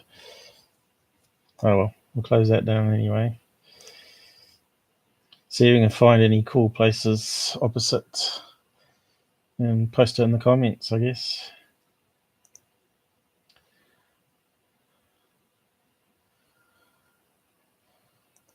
So I was talking a couple of streams back, was it? Or was it last stream? No, a couple of streams back. Last stream I got cut off. I'm not sure what happened. I think maybe they do at 1 o'clock in the morning and interrupt your internet for about 15 minutes, but that's enough to kill your live stream, of course. But that's what I'm hoping. Although it could be my temperature on my network card killed it. So we talked about quantum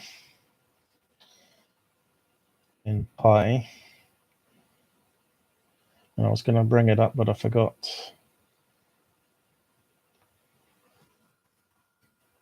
Quantum field theory, because it was related to that UFO movie.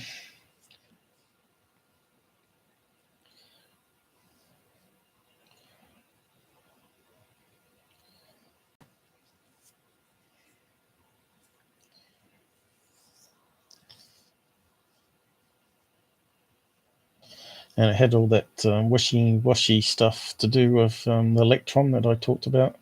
That it's got no mass, it's got no dimensions, and it has virtual particles. You know, they talk about Tesla stuff being like pseudoscience now. To me, that sounds like pseudoscience when they're talking about virtual particles. So, yeah, this well, I didn't actually read it out before. In theoretical physics, quantum field theory is a theoretical framework construction quantum mechanic models of subatomic particles in particle physics and quasi-particles in condensed matter physics. It is a set of notions and mathematical tools that combines classical fields, special relativity, and quantum mechanics when combined with a cluster of decomposition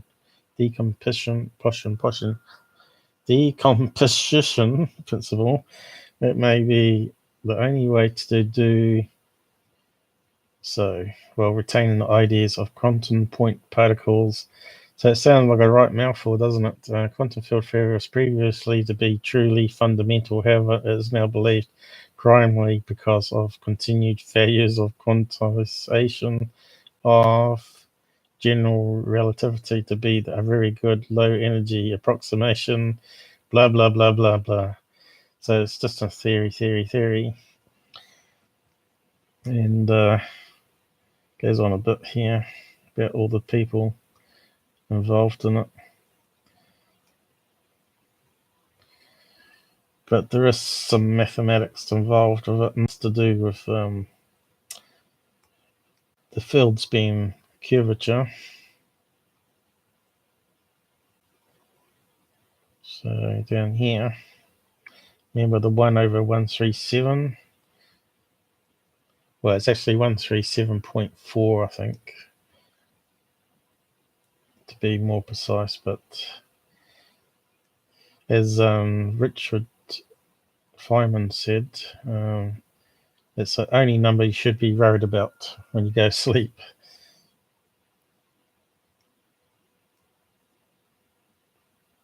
Well, you can see it's got some crazy maths here.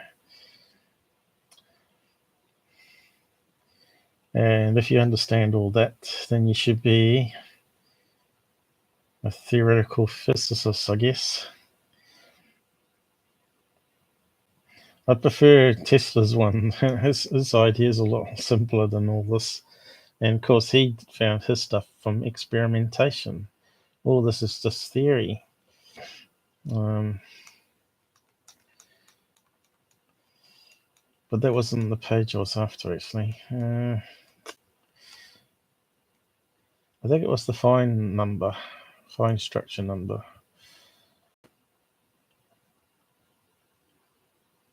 where it's got the pi in it. I think it's 4 pi or something. Fine. I'll read out that one too. Fine. What's it called? Structure. I think it's got another name too, isn't it? Constant.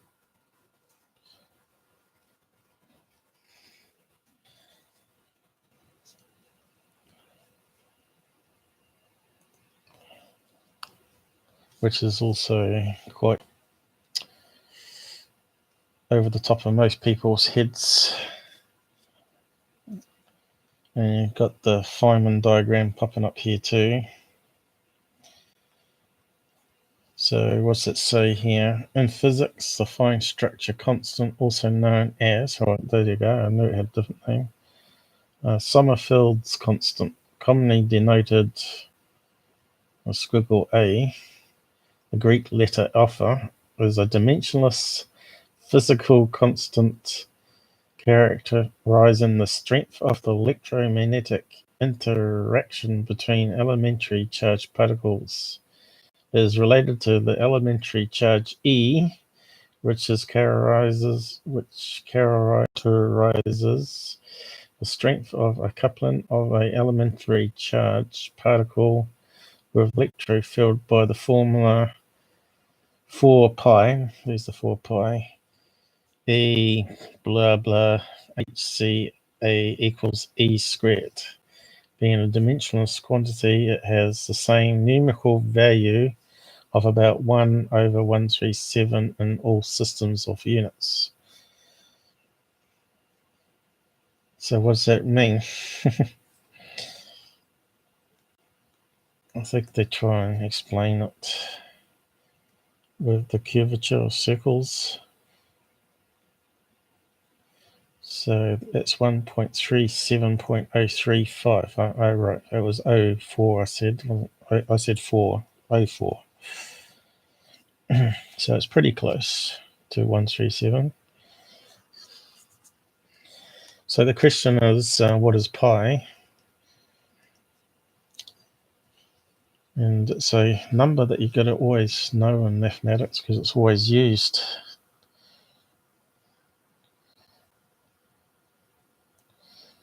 And unfortunately, it's like a small, it doesn't sort of end with pi. I think we've probably done it to thousands of decimal places. Maybe I should say, what is pi mass, maybe. It's probably too late now. Here we go. Pi, the 6th letter of the Greek alphabet. So here we go. So on the wiki page, let's have a look. So that's pi. They've got it to how many decimal places here? Blah. So all you really need to know is 3.14159 in general mathematics anyway. But what does it actually mean? Well, the best way to do it is to draw what it means. So when you draw a circle, so if you want to work out a circle, where's my mouse gone? So let's draw a circle. It's quite simple, really. But, once it's shown to you, it makes total sense. So draw a circle. That's not a circle.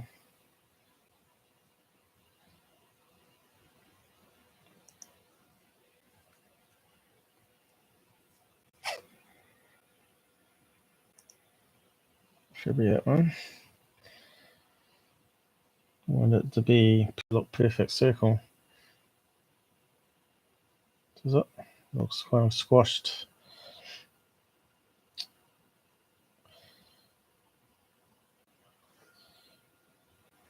Well, let's try and guess, I guess.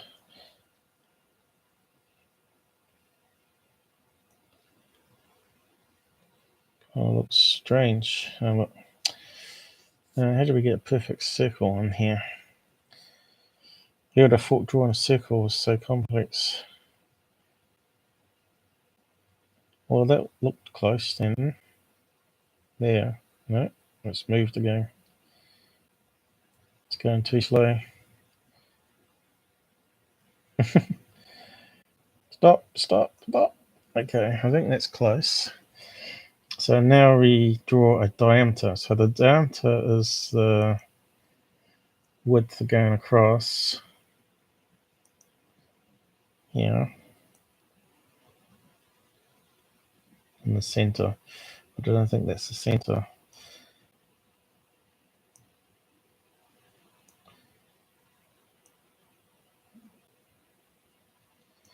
Something like that.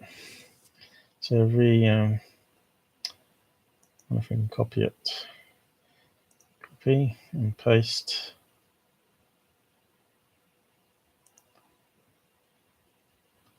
No, it's not going to let us copy it. I should have done it to another layer probably. I'll do that now. Add a layer. So I'll draw another one, different color. Red.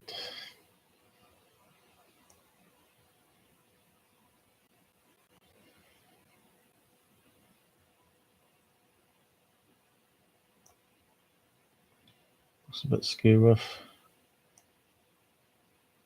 It is.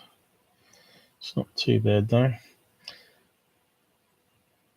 So what pi is, if you take the diagonal of any circle, it's always going to be 3 of these and a bit that goes around the outside. So if we bend that around without changing it, let's try that again.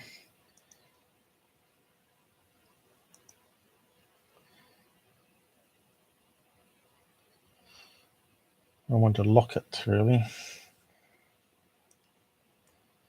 Well, let's try the best stretched it there. How am I going to do this? Do it one at a time, assuming. So I want it to bend around the outside of the circle.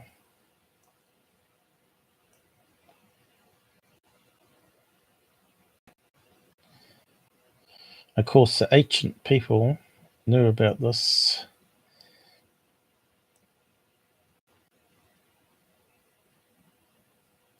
I think I probably changed it.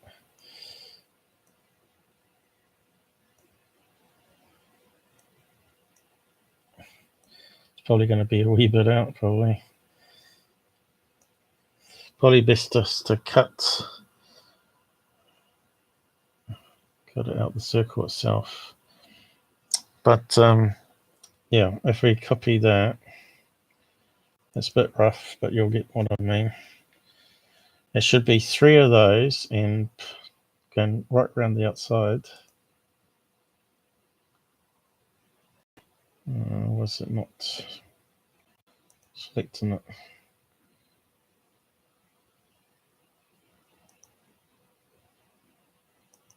There's got to be an easy way in doing this. Why is it not responding?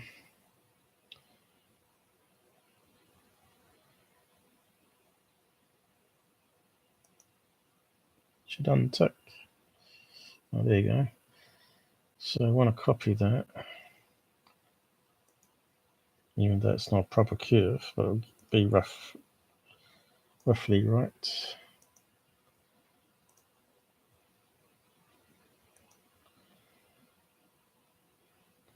So if we paste on, select all, paste, new layer. So it should take, if we rotate it, 3 diameters to go right around the circle. That's what the Egyptians and all that found out.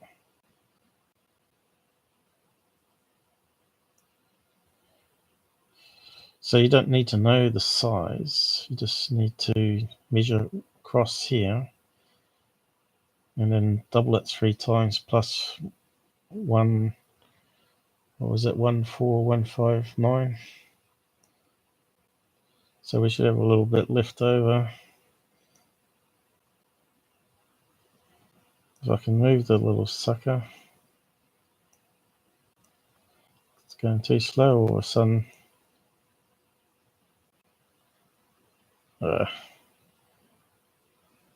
So it should be one there. Although it's not perfect. And then paste another one.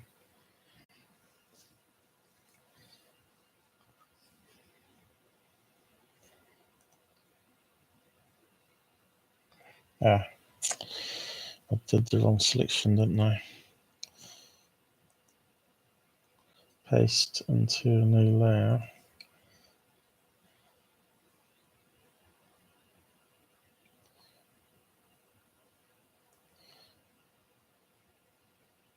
So we need to rotate that sucker that way.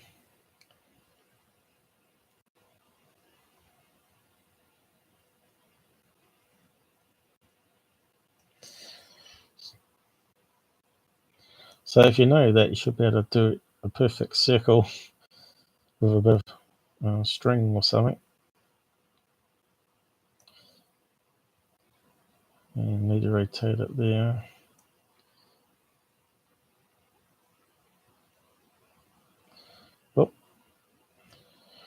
Oh, no doubt you learnt this in high school, or maybe you didn't, I don't know.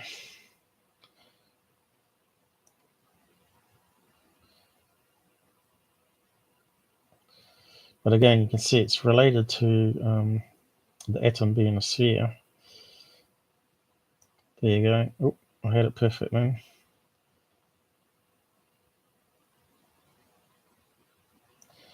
And you can see here, there's just a little gap between, although I haven't done it perfectly. That will be the leftover of pi.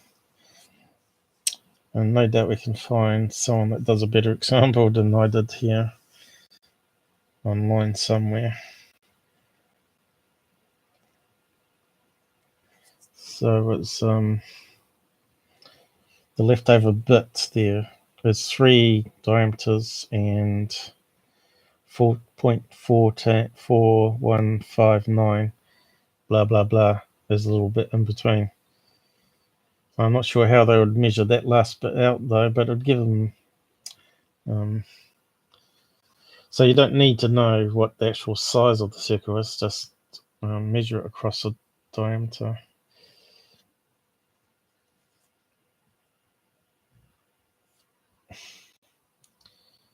It's going slow. Also, I might have to close something down. My CPU stuck at 95 at the moment.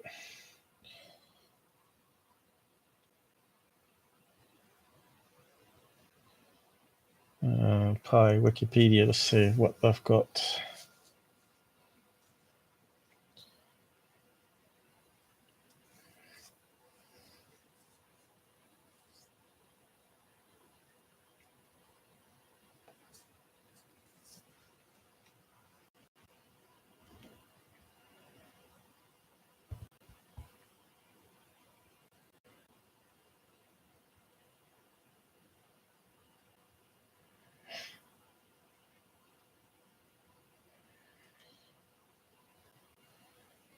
So they're using like a well diagram here. You know how you got measuring tape on a wheel,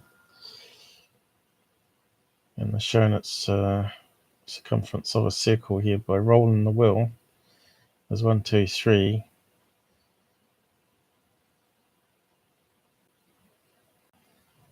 Three and a bit. Although I think my one was a bit easier to understand.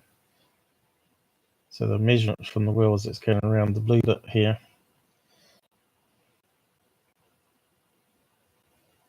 So you can see it's going to be calculations and things.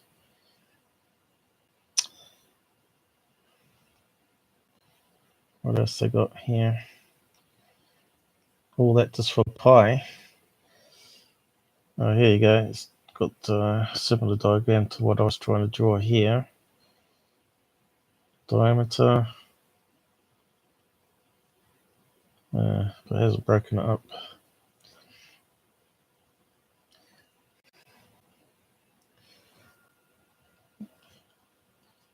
I'm pretty sure there's something better out there that explains it like I did.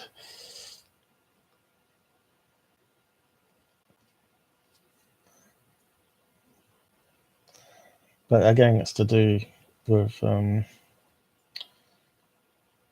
used to mathematics, so you can break up points on a circle and on an atom, I guess, and rotation periods, and so you see it a lot in mathematics. And here they're trying to relate it to pentagons and hexagons.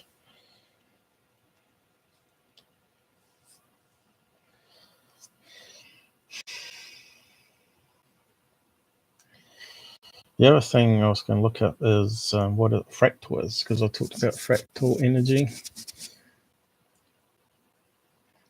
So they took it like electrons, a particle, but I think it's just a packet of energy, just like a lot of the particles are. But to sort of maintain the integrity in a mathematical way and constantly absorbing energy through Tesla's idea of being.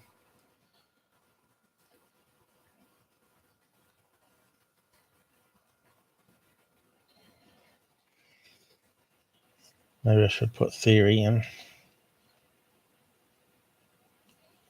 Yeah, I should have said theory probably.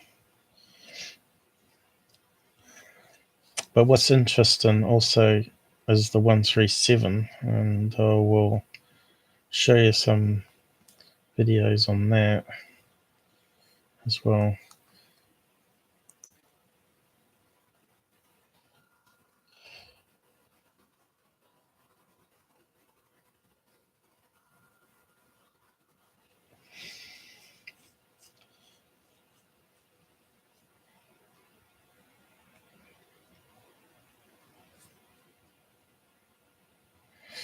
It's a simple equation, if I remember right. It like feeds its result back into itself.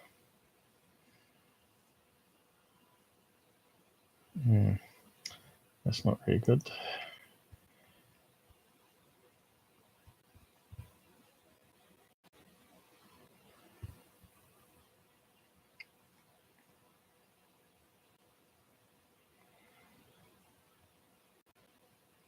Fractal geometry, maybe. So we'll look there.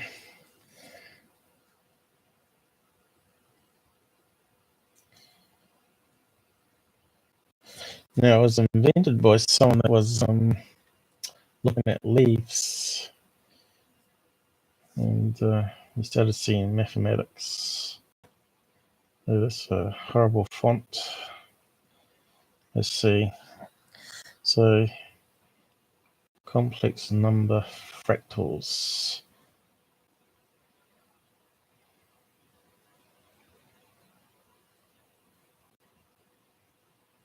So,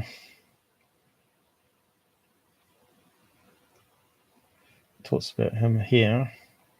Gaston Maurice Julia was born at the end of the 19th century in Algeria. He spent his life studying the iteration of polynomials and radical functions. Around the 1920s, after publishing his paper on iteration of a rational function, Julius, however, after his death, he was forgotten. In the 1970s, the work of Gaston was revived and popularized by the Polish-born, what's his name? Ben Mandelbrot, inspired by Julius' work. With the aid of computer graphics IBM employee, Mandelbrot was able to show the first patterns of the most beautiful fractals known today. And here it is. The Mandelbrot set is a set of points on a complex plane. To build the Mandelbrot set, we have to use algorithm based on the recursive formulas, which means it plugs into the result into itself.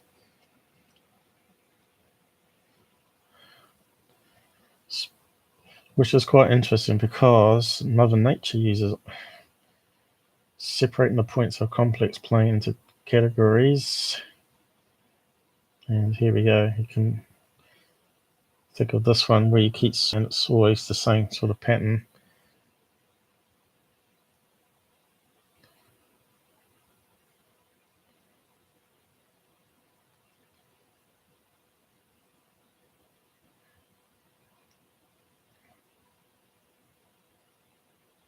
And then they did variations of it. So you can start to see almost like lightning patterns appear on here.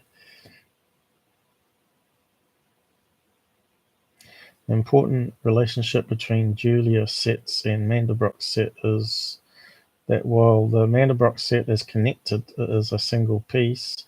The Julius set is connected only if it's associated with a point inside the Mandelbrot set. For example, the Julius set with C1 is connected. Associated with C1 is not connected. Does that make any sense to use mathematicians out there? So C1 here, C2. Is that a typo? Do they mean C2 here? I think that's connected and that one's not. Doesn't make sense. I think they might have a typo. What's beeping? So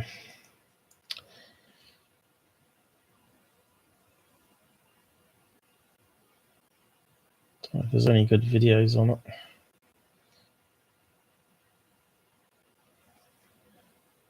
Fractal theory. Looks like there is some.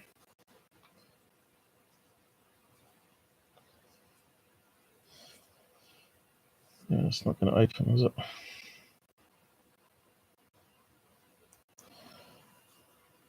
Come on. I think my internet's getting slower. Come on. So who does this video?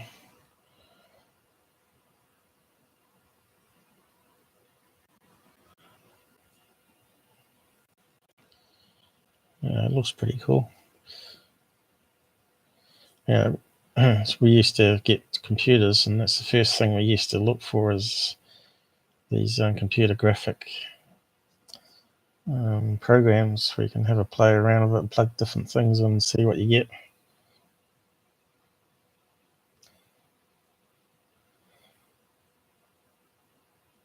Looks like he's probably torn about it. We're having trouble. Of course, it takes a long time for the computer to calculate that. You need a real fast computer, obviously. So 137. 137. Put some videos on that.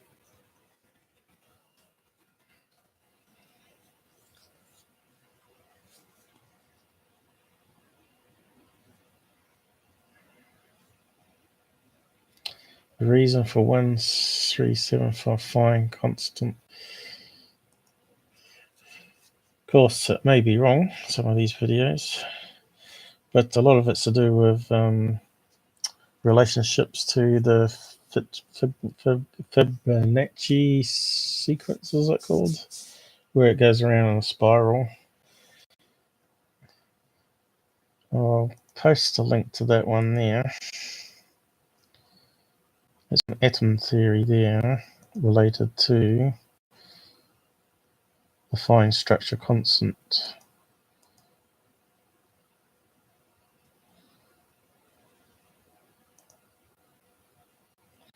I think you might have to listen to it.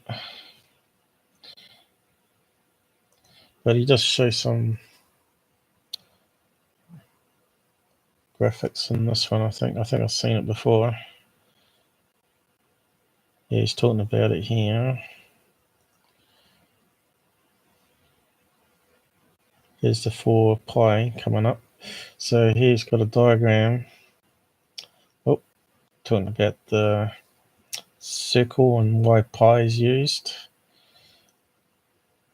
It was related to the atom and the electron shell going around.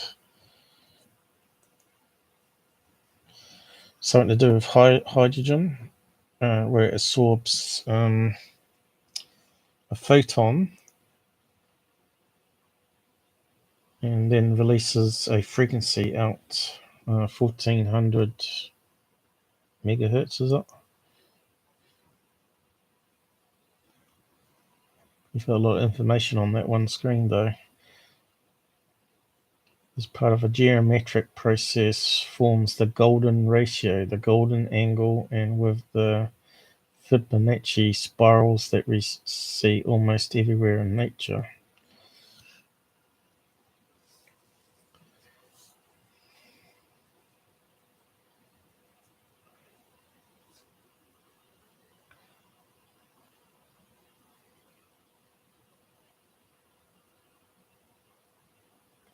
So he's talking about spin of the atom, I guess, there. New quantum particle in space. Cloud of electrons. As you can see, it's tricky stuff to get your head around. And it was in that UFO movie.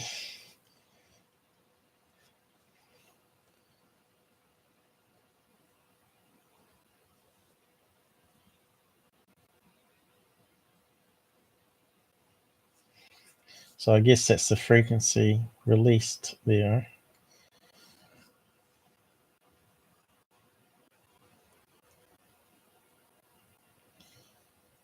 So he talks about the angle of spin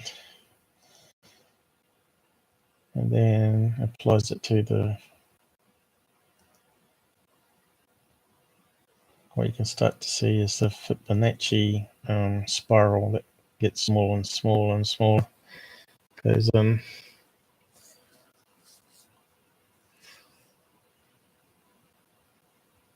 So yeah, you can see it's sort of like a magic number in a sense.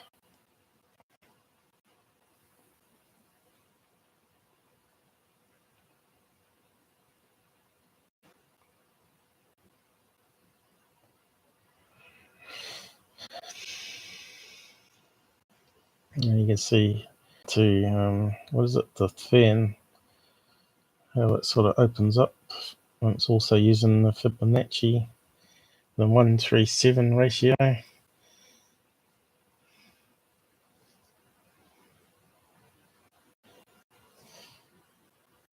So now he's talking about Einstein's EMC squared, but yeah, it's probably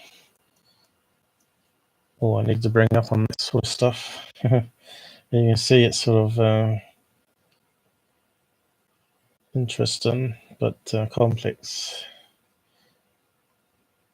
I don't think there's any others here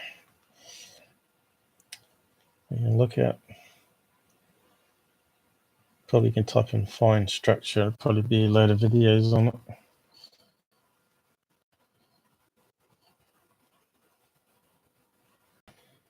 Since that UFO movie come out.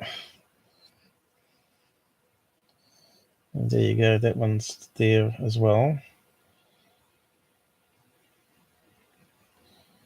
And that looks like an interesting one here. Trying to show wobbles and atoms, is it?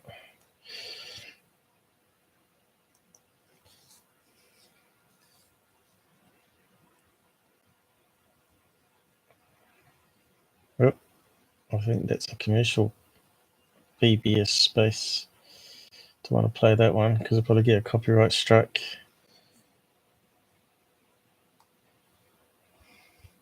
Even though it's fair use, you always have to battle. Find structure constant 60 symbols. Freeman, Dyson. So that's the guy that did the Dyson sphere, isn't it? Which was talked about.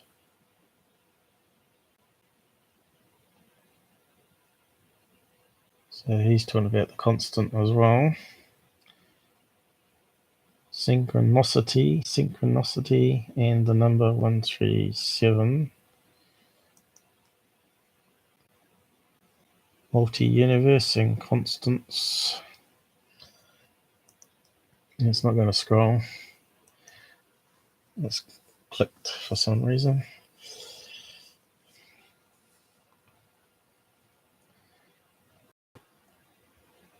So there you go. You get to see what the guy looks like that invented the Dyson sphere idea, where it builds like a solar panels that go right around the sun, collects all the energy the sun gives off, saying that would be the most advanced alien race out in the universe.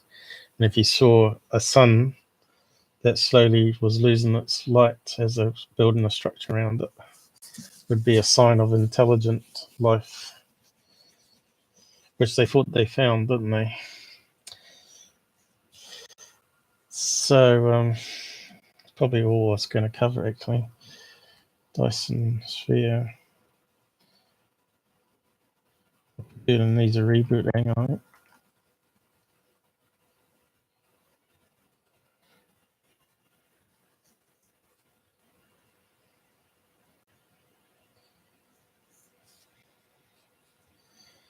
It's a hypothetical megastructure that completely encompasses a star and captures a large percentage of its power.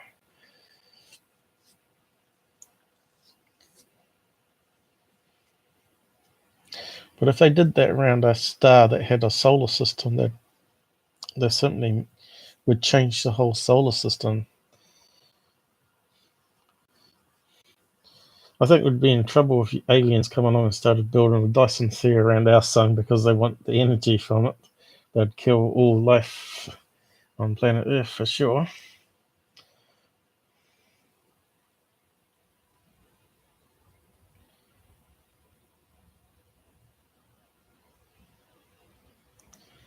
Let's have a look at that one now.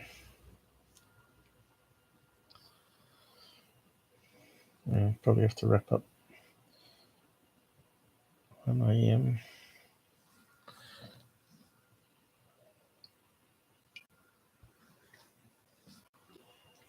You can see it's not opening. Something's kicked off in the background, I think. Probably some ad or something, when I had that problem with that browser not scrolling, probably put some bloody malware on the background.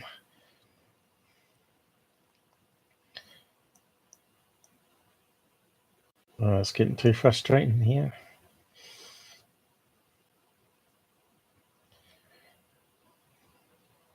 Well, at least it's sort of loading. What's Star Trek? Did they use it today?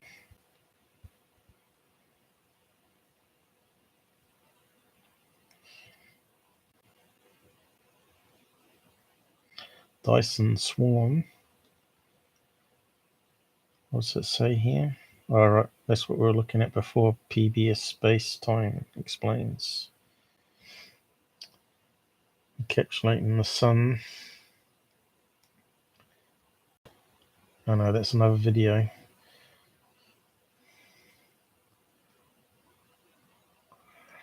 No, it's not scrolling. I think I'm gonna have to close it down.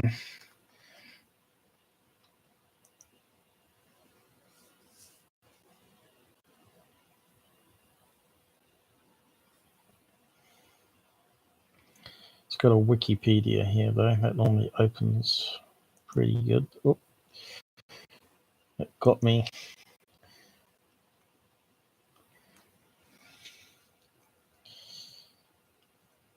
Come on.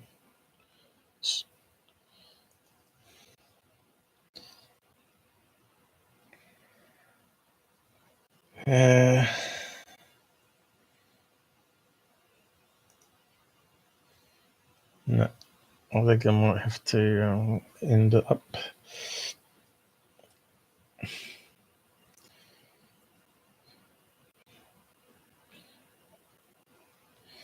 always seems to get slower and slower. I might just close down my Pi explanation here.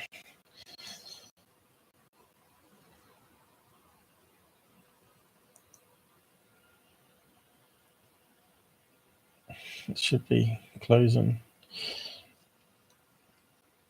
I think everyone's gone off, gone to sleep. Oh, there we go. I got the other image here. Oh, it's not much faster, is it? It was that Millennium Falcon that we were talking about. UFO.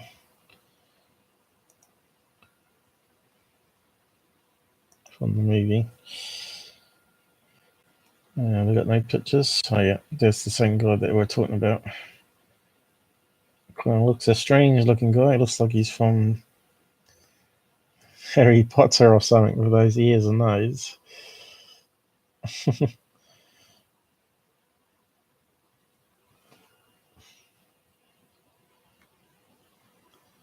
He must be fairly old. He's probably, when was he born? It doesn't say there.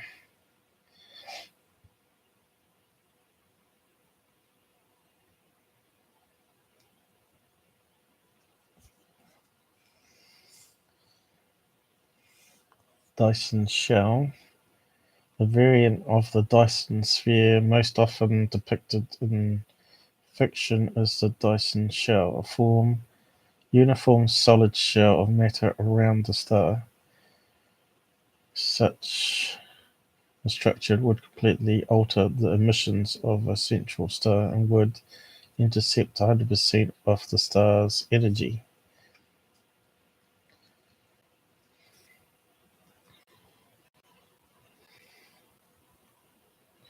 Yeah, but you got to convert all the energy into. What would you do with it though? Beam it as a laser beam across space?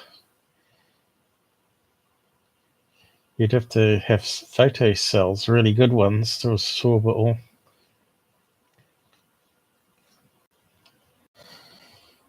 A bubble world is an artificial construct that consists of a shell of living space around a sphere of hydrogen gas. The shell contains air, people, houses, furniture, etc. The idea was conceived to answer the question, what is the largest space colony that could be built? However, most of the volume is not inhabitable as there is no power source. Theoretically, any gas giant could be enclosed into a solid shell. At a certain radius, the surface gravity would be terrestrial and energy could be provided by tapping the thermal energy of the planet. This concept is explored in a novel Alexandria, a short story curator, which is incorporated into the novel as a chapter. Blah blah blah.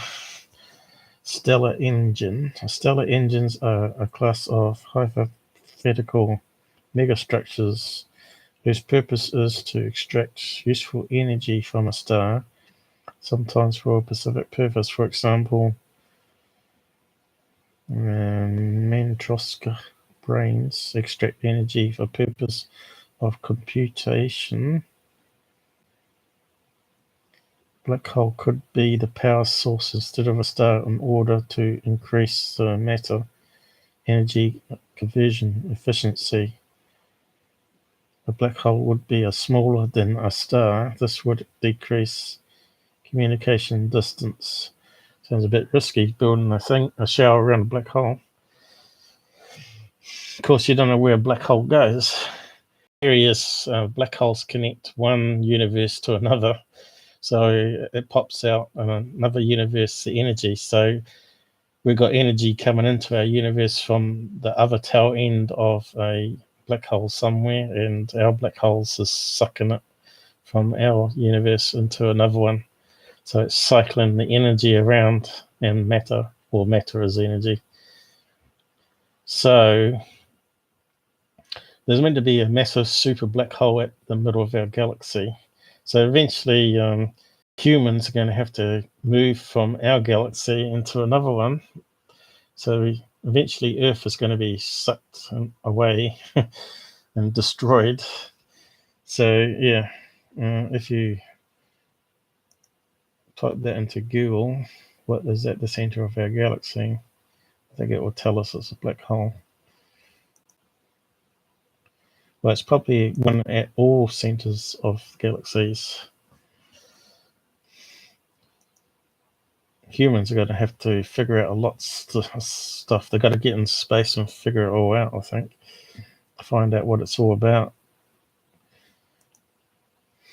Hey, Rene, you're back. You're woken up.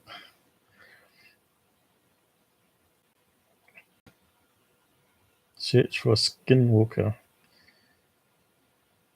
The 2013 was just a movie, yep. And it was a low budget sort of rubbish one.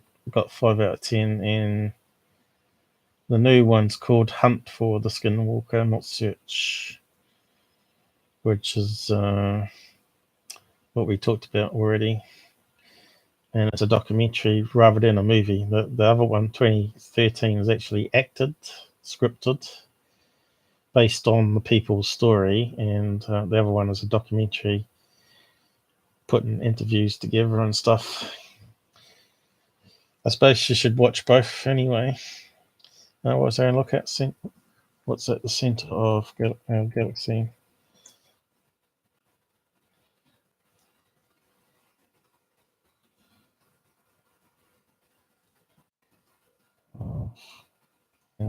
Galaxy.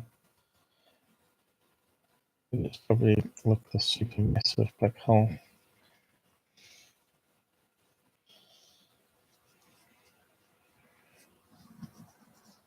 Here you go. At the very hub of our galaxy, this star cluster surrounds the Milky Way. So what are we looking at?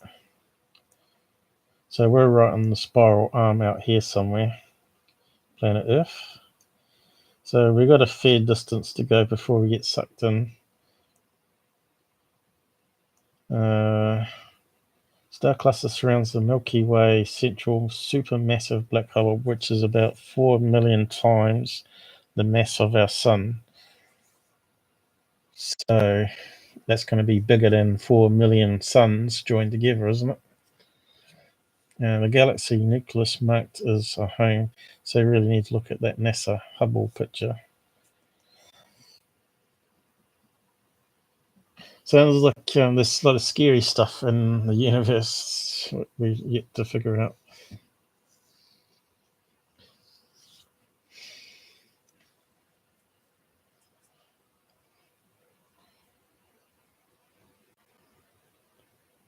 It's going to take forever to load, boss. Hubble's journey to the center of our galaxy. What are you saying, Rene? I'm going to wrap up in a minute anyway. No, I didn't really do debunks. I don't always do debunks. Although I did sort of, it was more of a review of Skinwalker and what it was all about, plus our own research tonight. And everybody's saying good things, but me, I just I like to also talk about the negatives. Like the Skinwalker, let's probably sum it up. The cons, there's quite a few. The pros would be that 80% of it's George Knapp's interviews and videos and extra new stuff thrown in of the new owner since. And it goes back 20 years, all these videos and interviews. So that's the pro of it there. And the other pro would be that there's a good introductory movie to the topic of Skinwalker and what it's all about and all the strange stuff's going on. So it's 2 hours long, but really I found the first hour very boring. So that's one of the cons. It was until it got halfway, it started getting more interesting. Another it lacked skeptical bias. Another con was that it didn't actually show us the UFO pictures very well. Another one would be another con is there was no physical evidence shown. It wasn't like patient 17 where you see the implant and you see the spectral analysis done. So it wasn't anything like that, and it wasn't like they sit around outside film in the sky and capture stuff, which you probably would want to see some of that in the documentary. You want to see some strangeness, that sort of why they're there filming it, but nothing strange happened. Apparently, the ghosts don't like Jeremy Corbell, and they didn't want to play with him. So yeah, we live in a black hole. I don't think so. If we lived in a black hole, we'd be squashed into nothing. But they're only sort of guessing what a black hole is, really. So all these pictures here. So is that the center of the galaxy here? Don't know. Galaxy neutral, supermassive. So how come it's not black? Why can't we see it that is black? But just look at that picture there. See how many stars there are? All those would be stars, or maybe clusters of stars. That one's big, massive, massive ones. Planets. Imagine how many planets around it. So how many planets? So I was hoping to see whether there's a black hole, but I can't. Doesn't look like a black hole to me. Is it zooming out here? Zoom out, zoom out, zoom out. So is that the black full vision? Still doesn't look black. So I don't know. How many stars in our galaxy? There's quite a few billion, I think, or even trillion.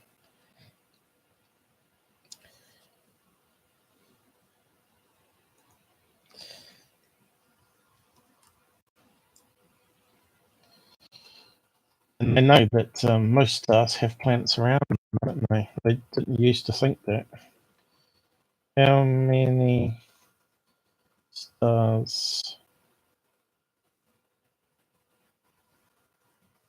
in our galaxy? It's called Milky Way, is it? Milky Way. So here you go. 10,000 million stars. When you like that in your bank account, if it was money. 10,000 million. So what's that as a number?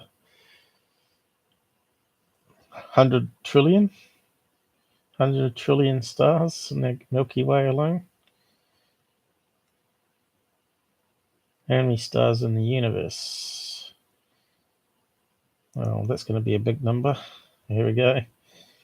There are about 10 billion galaxies.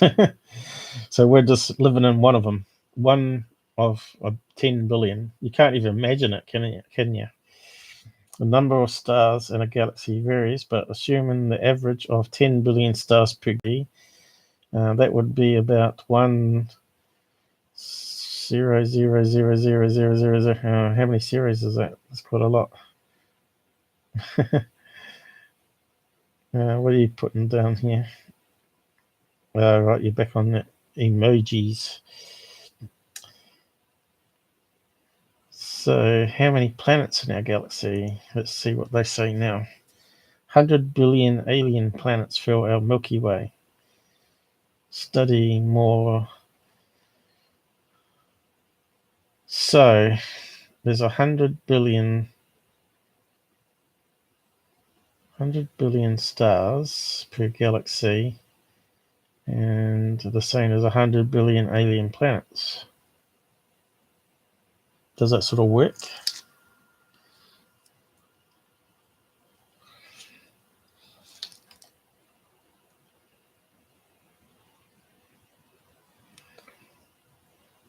I thought there would be more planets, because if there's, say, an average of 5 planets over 100 billion, like 600 billion planets. So it sort of makes sense, doesn't it? So they're saying 1 planet per star, but I think that would be wrong. Here it says at least 10 billion alien planets. So they're assuming 1 planet per star then. It's going to be lots more than that. I reckon it's going to be like 600 billion. And that's just in our galaxy. And then there's, how many did they say was in the galaxy? Already forgotten. How many galaxies there are? I can't remember what the number was now, but it was a big number, wasn't it?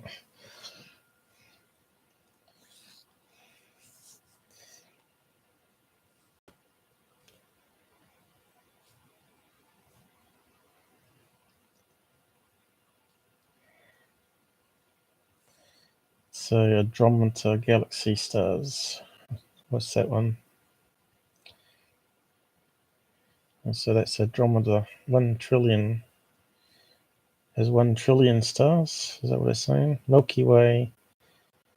250. So the numbers are different here.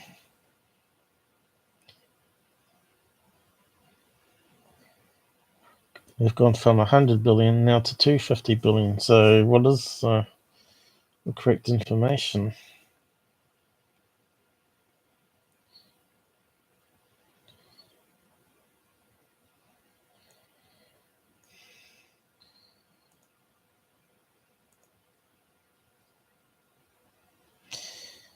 It's a radius of 110,000 light years.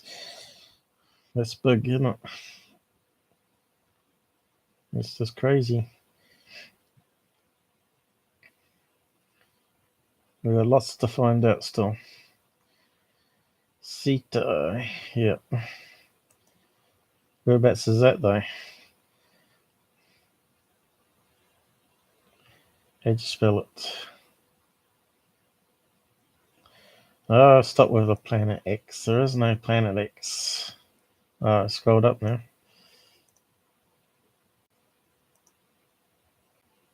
What galaxy is that in? Is it in the galaxy? Was it in our galaxy? I think it's in our galaxy, you know, Zeta.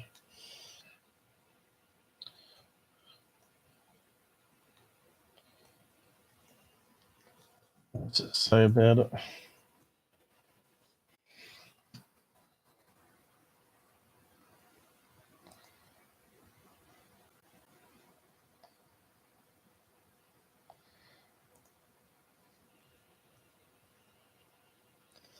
Right, it's a binary star system. That kind of rings a bell.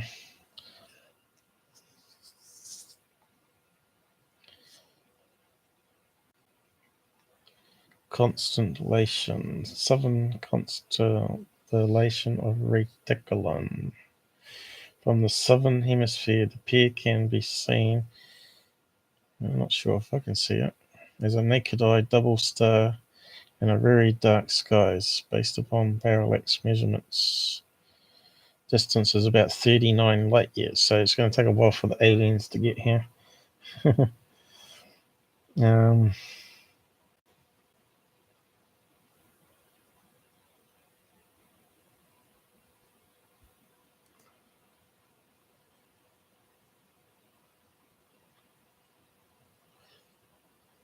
I don't recognise it. If they said it was part of the Big Dipper, then it would be a lot easier, wouldn't it? I think it's part of a star sign, though, isn't it? You know, like Leo or Taurus or something.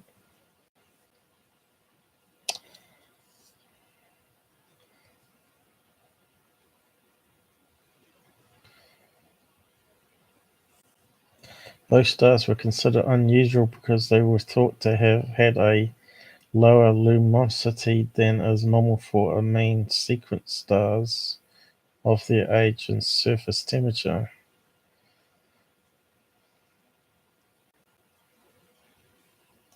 The star system belongs to Zeta, Hercules moving group of stars.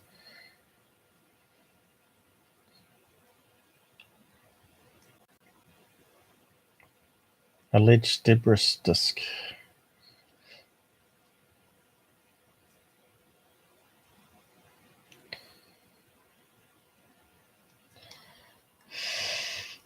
Oh, anyway, I think it's time to wrap up. Coming up to 3 hours now.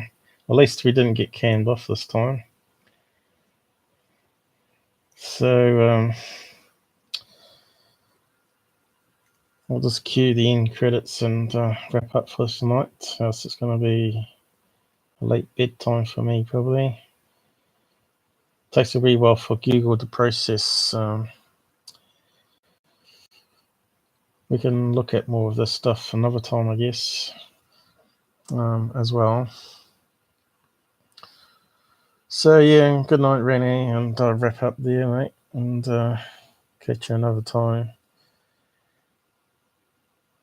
Like I said, I didn't really have anything planned, but I was just going to talk about Skinwalker mostly, which I did do. So yeah, share and like helps out the channel. And let's see if my end credits work this time. So good night.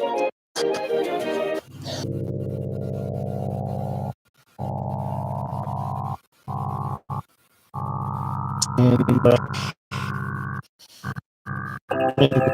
support me with my patrons and links. But just coming here and watching is good enough for me. And I won't sell to you.